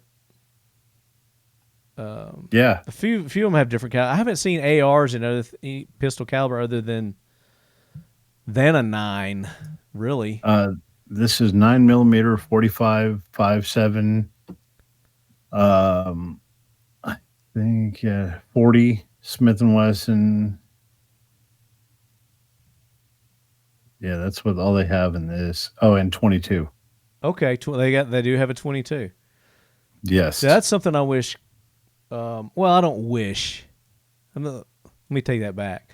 I guess I'm surprised that Kel-Tec hasn't done a 22 sub 2000 because they're famous for their 22s. Their 22s are absolutely phenomenal. Oh yeah, their pistols, dude. Their 22s get it done and get it done right. Yeah, I mean, that's why I'm surprised they haven't down. done a sub 2000 in 22. That you would think that would have been one of the first things that they did. I am waiting for them to do that because their 22s. I don't think they're going to. And all the talks and things that I've had with them, I don't think that's even on the radar. Their CP33 is just, I run that gun probably 6 times a week. Yeah, and their CMR. Oh, dude, their CMR is cool. I like it. I'm waiting. I want one. What is it? The PLR 22. That's the PLR. I've got the PLR PLR 30. Oh, I've got it pistol braced. Yeah, that's the next on the list. It's a fun gun. It's not one that I would pick over my Nordic Components AR or I'll tell you right now. But it's a fun gun to take out and shoot. That CP33 pistol is just a dream. That thing runs. Their 22 pistol, they are the bomb. Was it the P17 that they've got out now? Yes, the P17. The P17 is badass, and they've got. I think you can put sights on them now. I think they've got them where you can put red dots on those. Oh, I gotta Very ask fun about gun that. to shoot. And now there's a lever action. I was telling you, there's a lever action pistol caliber 9mm lever action out. It's Tombstone, I think.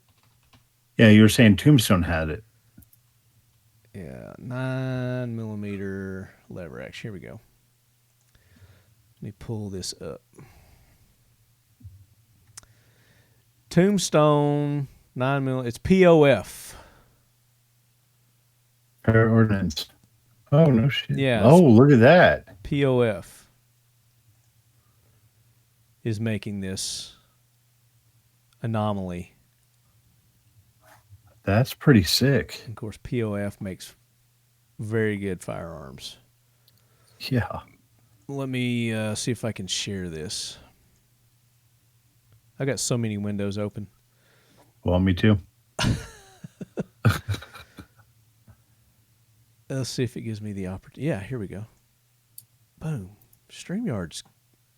I found a new tool for StreamYard so I can share my screen a lot easier. So there's the Tombstone lever action mag fed 9mm pistol caliber. Yeah, that doesn't suck. I mean, it looks cool as shit. But I'm still got mixed feelings with a mag fed lever action. But I do like the innovation. I definitely like the innovation that some brainiac has come up with a way to do a mag I'm not mad at him. I want to run action. that thing. I think Henry has one, don't they? Don't they have a mag fed Yes. lever action now too? They do have a mag fed lever action. Yeah. I think it's 5.56. It is. It is. You're right. And that was one of the things that I wanted Evan to go and I was like, Evan, make sure you go by Henry and cover the lever, and he didn't do it. He was too busy in his onesie. Well, there was a lot there. It's hard to Yeah, Evan was busy as hell. get everything done. But yeah, this is very cool. So Tombstone, but it's pricey. I can tell you that. Yeah, I think this thing's like two. Oh, here we go. Yeah, it's 18. $2,000. Change. Yeah, $2,000 if you want this thing. What was it? Patriot Ordnance Factory.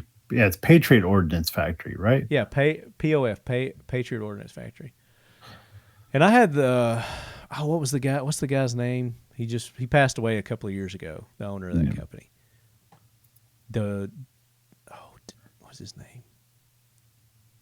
Yeah, Man, I could have told you any other day, but I know, as soon as you me asked. Too. Had him on the show too. Super, super great dude. We were gonna do some things together. Crap. But yeah, I mean, there's like a ton of different variations of the pistol caliber carbines that are out there. What's your take as far as? I think you said you like the 357. That's kind of your go-to there with yours. For what I'm using it for, I like the 357. Because I need the takedown. The 9mm is fun just because I grew up. That's the original first one I had. Yeah. But when I'm using it in the field, the 45 and the 357, I think I use my 45 the absolute most out of all of them, just for the instant takedown power. Yeah. Just the kinetic energy is there. It's when we're hog hunting and everything is within 10 to 20 yards, that's an insurance package. Yeah. Well, and it does the thing the about job. them is they're typically lighter. Oh yeah. You can carry more ammo. And then if you get one that's compatible mag-wise with your pistol, then you've got redundancy. Yes. And consistency, where you're not having to worry about different mags, different ammo. That's why with all my CMMGs, I run Glock mags. Yeah. Actually, the Kel-Tec CMMGs and pistol are all Glock mags. Yeah. Which makes sense because it's the most prevalent pistol magazine out there. Yeah. Other than like maybe a 1911.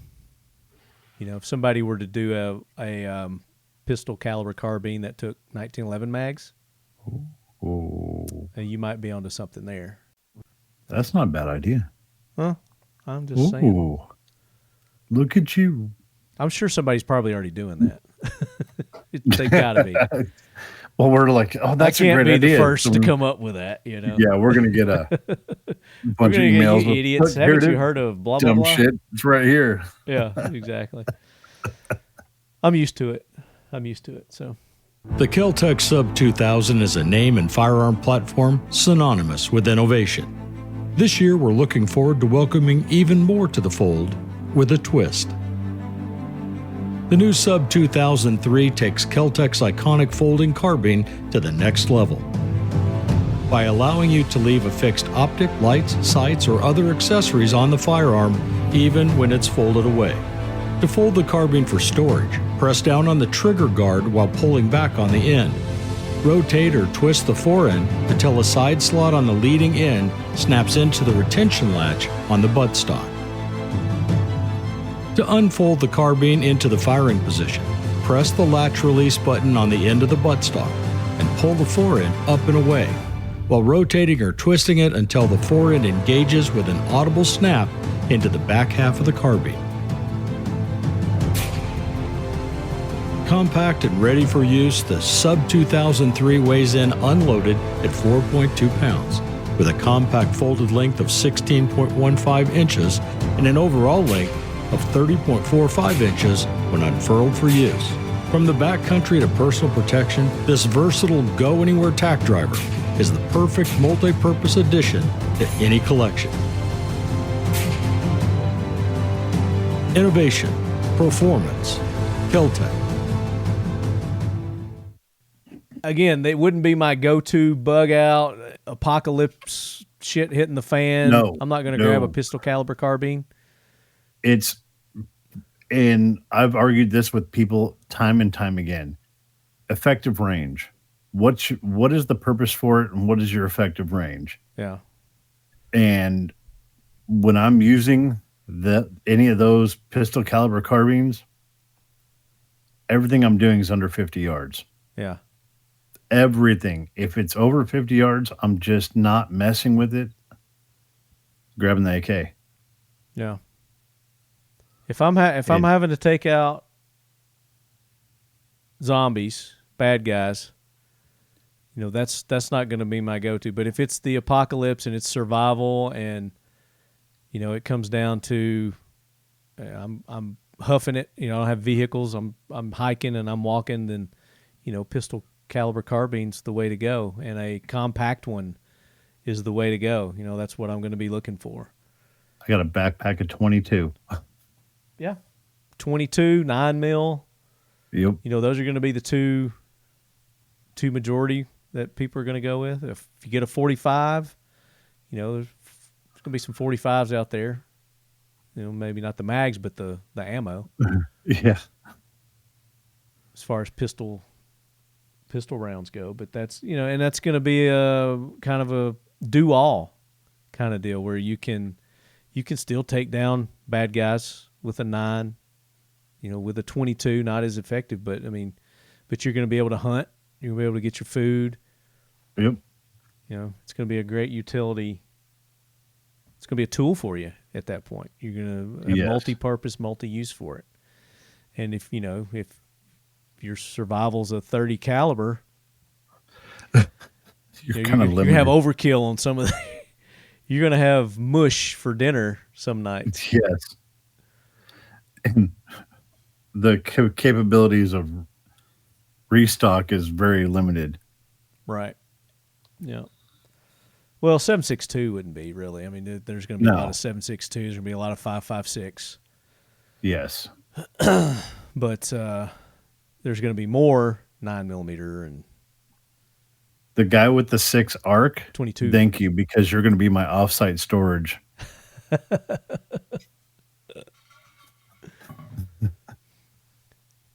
But they're fun guns, fun competition guns. There's some AKs out, 9mm.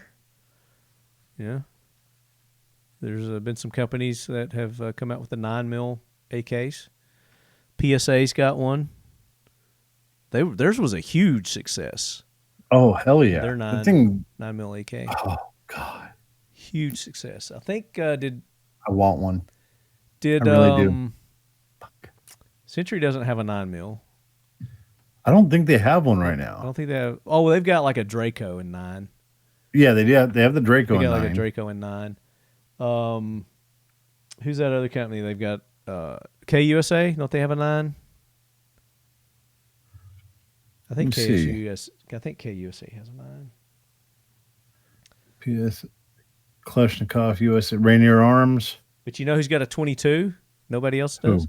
Pioneer Arms has a 22 AK. That's badass. Yeah. So would that be considered a pistol caliber carbine? It's a Actually, rifle. It's just a rifle at that point, right? It might be considered a pistol. Yeah. Oh. I don't know. Ooh. That's a damn good question. What's the definition of a carbine? Let's see what the official definition of a carbine is. A carbine is a long gun that has a barrel shortened from its original length. Most modern carbines are rifles that are compact versions of a longer rifle or are rifles chambered for less powerful cartridges. So yes. The smaller size and lighter weight of carbines make them easier to handle. They are typically issued to high mobility troops such as special operations soldiers, paratroopers, as well as to mounted artillery, logistics, or non-infantry personnel whose role do not require full-size rifles, although there is a growing tendency for carbines to be issued to frontline soldiers to offset the increasing weight of other issued equipment. An example of this is the M4 carbine, standard issue carbine of the United States Armed Forces. Ooh. So I think they're saying it's typically a shorter barrel, but nowadays I think a carbine, even 16 inches are considered carbines because the Sub 2000 is 16 inches. The way they worded it is any regular size firearm. That was an AK chambered in 22. Yeah. A lighter cartridge is considered a carbine. Carbine, according to this. So yes. Yeah. So there you go. Yeah, they do have a carbine. Yeah. And the M1 carbine that I've got back here on the wall. That's a carbine. Shoots a 30 cal, but still considered a carbine. Shorter barrel or rechambered to a lighter caliber. Yeah. There you go. Palmetto State, PSA, Draco, Kalashnikov, USA. Yeah, they all have the 9mm and or 22. There you go. So we learned something. Relearned something. I mean, I knew that. Damn it. Sometimes I just got so much up here. Some of the stuff just leaves me sometimes. The struggle's real, brother. Struggle's real. That's my excuse. Well, anything else to add to the carbines discussion? We need to get a hold of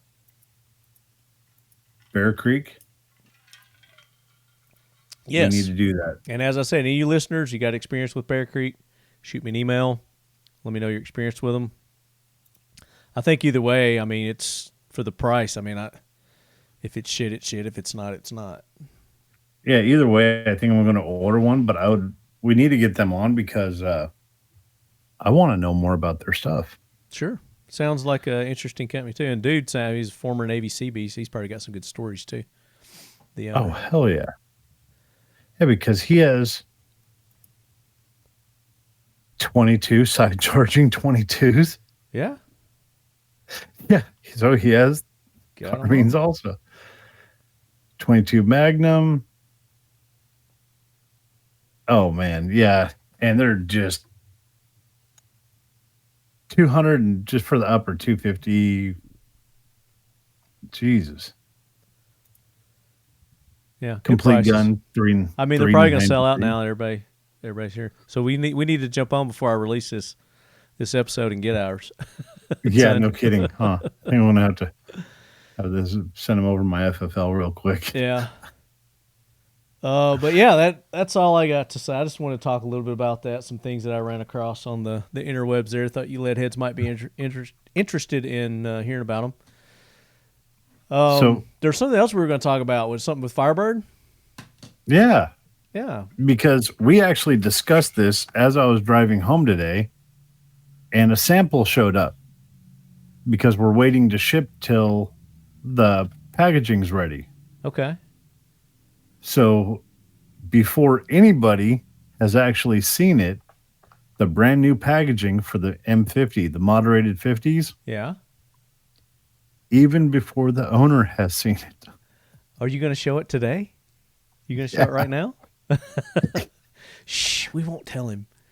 Because I actually snagged the box and opened up the sample box to get the packaging. Well, let's see it.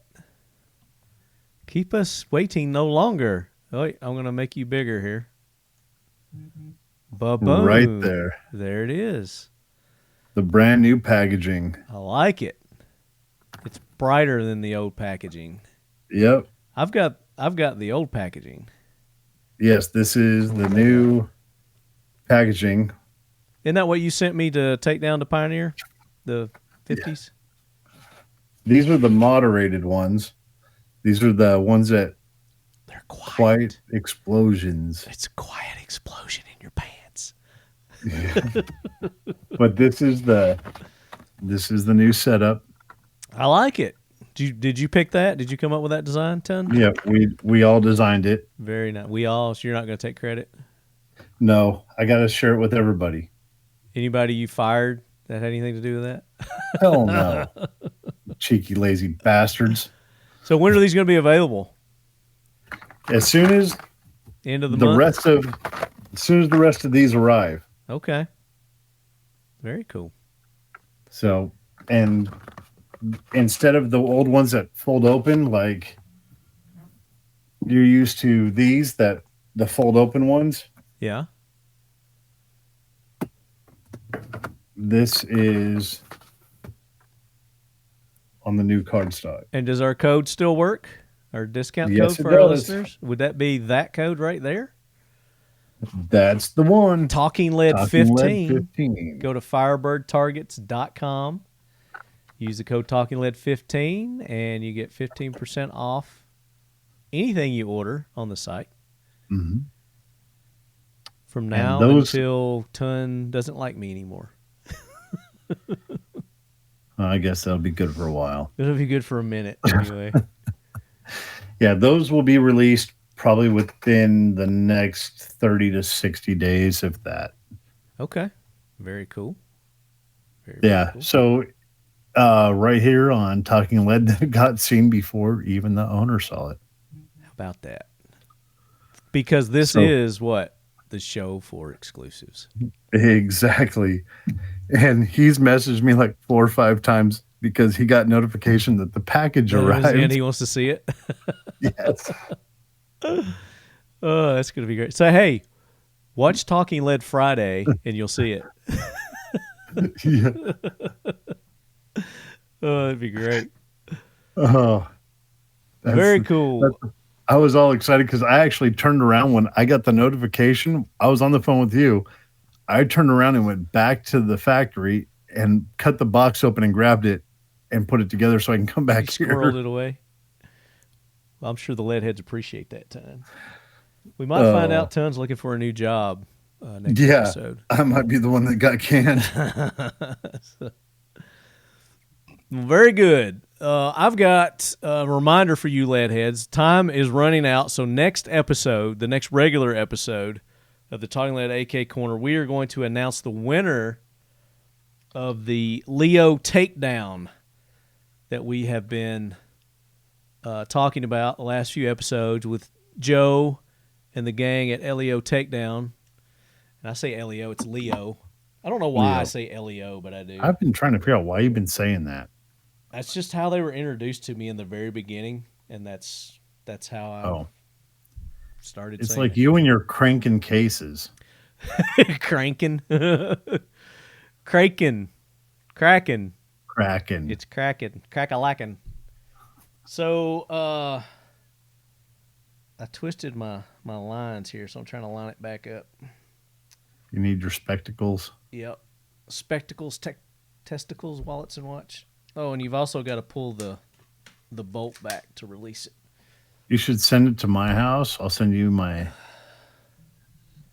So it's a lot easier than that, what I just showed, to do when you're paying attention. But the Leo Takedown, you go to leotakedown.com and you use the code TL10 and you get 10% off. And they come now with the upper receiver installed on the upper receiver, so you can get those. And the winner's going to get one of their new installed with the upper receivers and one barrel assembly. So you'll be able to kit your first AR with the Leo Takedown. I've got mine set up for 5.56 300 Blackout and the 6.5 Creedmoor quick change. And we're having one built. Have another one built, and I've got the Mission First Tactical handguards on these with their new handguards. They're slimmer profile handguards and furniture. So Joe's building those out for me, and when we get those, we're going to make some posts on social media so you guys can see those. But that's pretty slick. Next I episode, like so you still got some time as you're hearing this.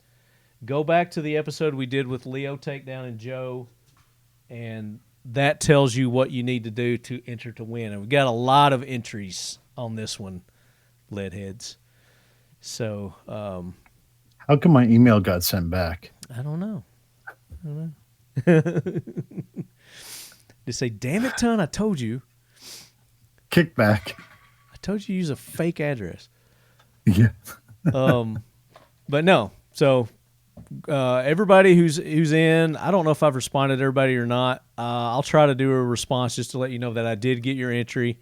If you don't get a response from me saying that I received it, then you'll know you need to resend it or you didn't send it, and we'll take it from there. But it's just going to be a random. We're going to pick a random winner who got the answers right. So there's things you had to answer. So of all the people who got it right, then we're going to randomly go through there, pick a winner for that. Manufacturing is alive and well in Woodstock, Georgia, where some of the most innovative firearms solutions are created. From whiteboard to final assembly, Mean Arms designs, prototypes, and builds problem-solving products in the United States of America. Products like the Endomag, made from specially formulated proprietary polymers. The Endomag converts a 5.56 magazine to 9mm. Or the first of its kind, Mean Arms bearing delay upper receiver system that's a safer approach than conventional 9mm blowback alternatives. It's this innovative spirit that makes Mean Arms a trusted provider for the most unique firearms solutions. So, if you're looking for the most innovative domestically produced firearms products in the market, you're looking at it. To learn more, visit meanarms.com today.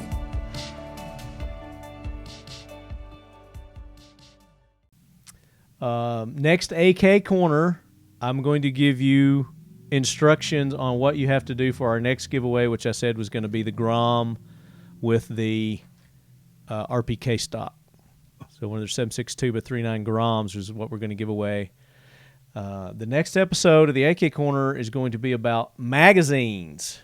We're going to talk magazines, and these are the 5.56 magazines that I got from Pioneer. But we're going to talk about the construction of the AK magazine. We're going to talk about different makes of the magazines, what's good, what's bad. Of course, Marco's going to be on there. You're going to get a lot of detail. Marco's going to go deep history, I'm sure, on magazines.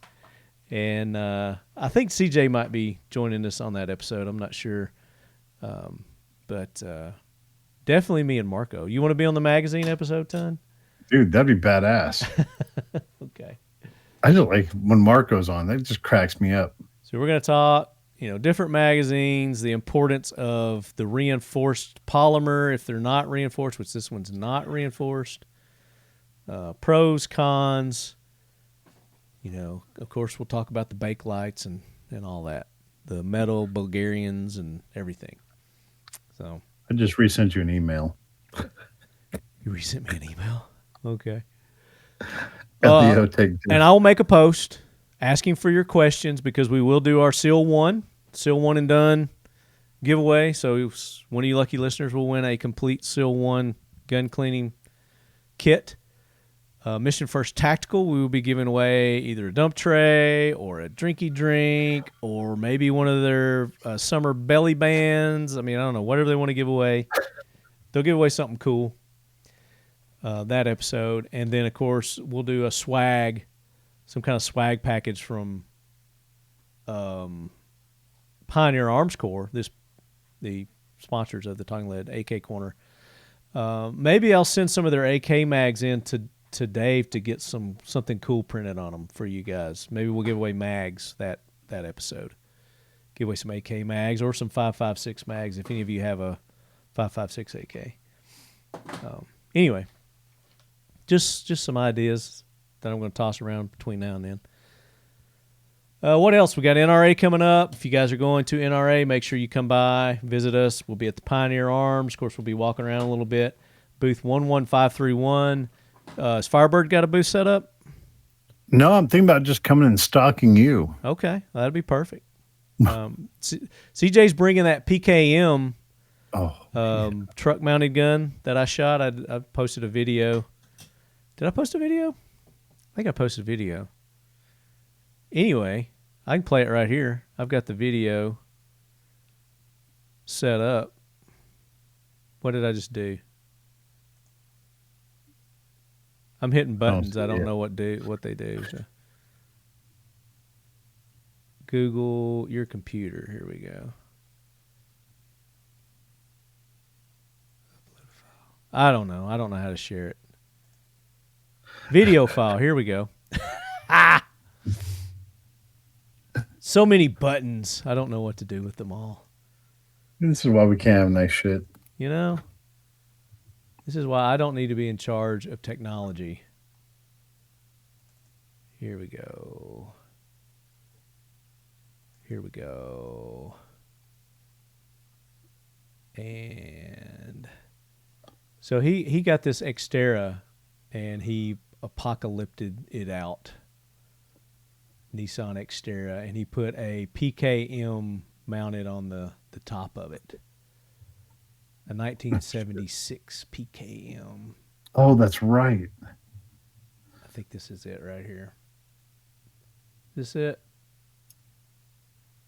This is it. Let's see if this shares.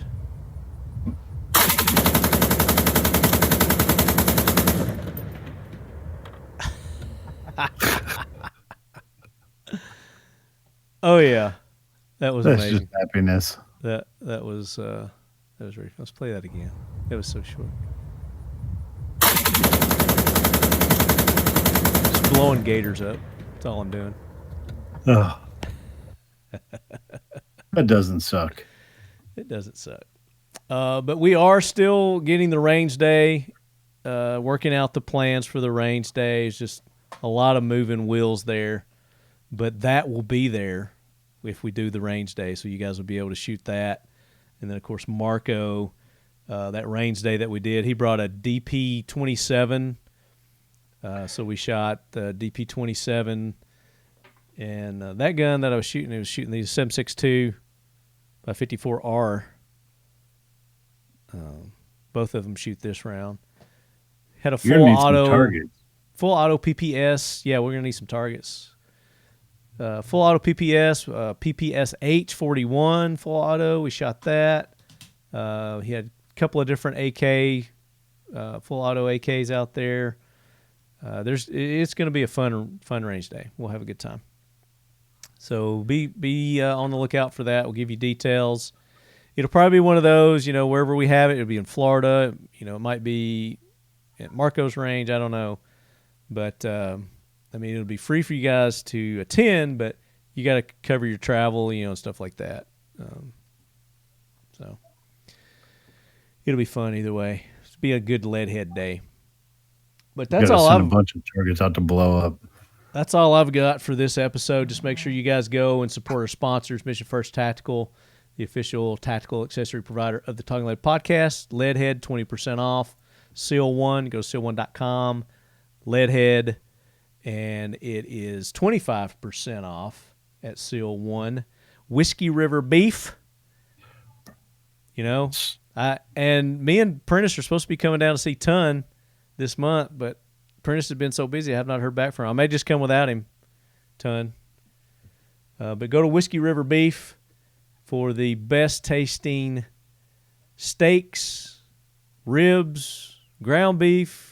What did you get? You got a tri-tip, you got a roast, you got all kinds of stuff. Brisket. Got a brisket, rib roast. I got a brisket and rib roast. Oh, God. Whiskey mash fed beef. WhiskeyRiverBeef.com. Talking Lead 10. I believe that. Talking Lead 10, you get 10% off. Whiskey River Beef. Factory 47 for our AK Corner logoed apparel, hats, sweatshirts. No, we don't have hats yet. Need to get hats. I don't have hats. Need to get hats. Leadhead, 10% off there. Firebird targets, Talking Lead 15, get 15% off Firebird targets. Kraken cases. Thank you. Talking Lead, I think it's just Talking Lead and you get 10% off. No, it's 15. He upped it. It's 15% off now at Kraken. I think the lockdown code still works for the secure walls and anything. It does. You want it locked down. Leadhead 15% off there, and then Keltec, KeltecWeapons.com, and anything on their website is 15% off minus firearms if they're selling firearms. I don't think they sell firearms, but they said they did from time to time. Fire Force Ventures, I don't know. We had them on for the camo episode. Leadhead, and you get 15% off there. I don't know if that's still active or not, but you can try it. I told him not to put a expiration date on it, but I don't know if he did or not. And then ASP USA, they have upped their discount to 20% off at ASP-USA Leadhead. You get 20% off the awesome dual fuel flashlights they have there, the training guns, the handcuffs, anything there. I think the code works for everything nowadays on ASP-USA. Am I forgetting anybody? I think you pretty much got everybody covered. I think that's all the codes there. So I try to take care of you listeners. So take care of us. Go and support our sponsors. Buy their products. Let them know you're a Leadhead. Talk about them. Share their Instagram posts. Like their Instagram posts. Like ours. Follow us. Follow them. Sign up for newsletters. Do all the things. And that's how we pick winners for when we do our giveaways, to make sure that everybody's doing all the things that you need to be. And seriously, on our social medias, I mean, I've talked about this, and you hear everybody talk about it, but share our posts that we do. The algorithms work against us, and the more that you guys are sharing and liking and putting it out there, I mean, even if you shared one in the past, reshare it. It helps us move up on their feeds and gets us visible. And that's how people follow us, and that's how we get new listeners and new followers. So do that for us. We greatly appreciate it. Oh, look. When did you get a supermodel in your house, Ton? Yeah. Oh, yeah. It's my hostage. It's your lady in the pit. Hey. Yeah. How are She's you? putting up with me. Doing good. How are you? Over here, baby. Doing well. How are you? I'm doing really good. Has he taken you out to dinner on me yet? Because he's supposed to do that. Oh, he never did. Yeah. What'd you do with that money, Ton? You dirty pirate. You lying bastard. He's lying. I am not lying. So I want you to stay right there. We're going to do the sign-off. I want you to do the sign-off with us. So, Ton, any last words for the Leadheads? Yeah, someone's on the jackwagon train next episode. Throw me under the bus. So, until then, Leadheads, as always, keep your loved ones close. And your firearms closer. And your firearms closer. I love that. That is awesome. All right, Leadheads, out.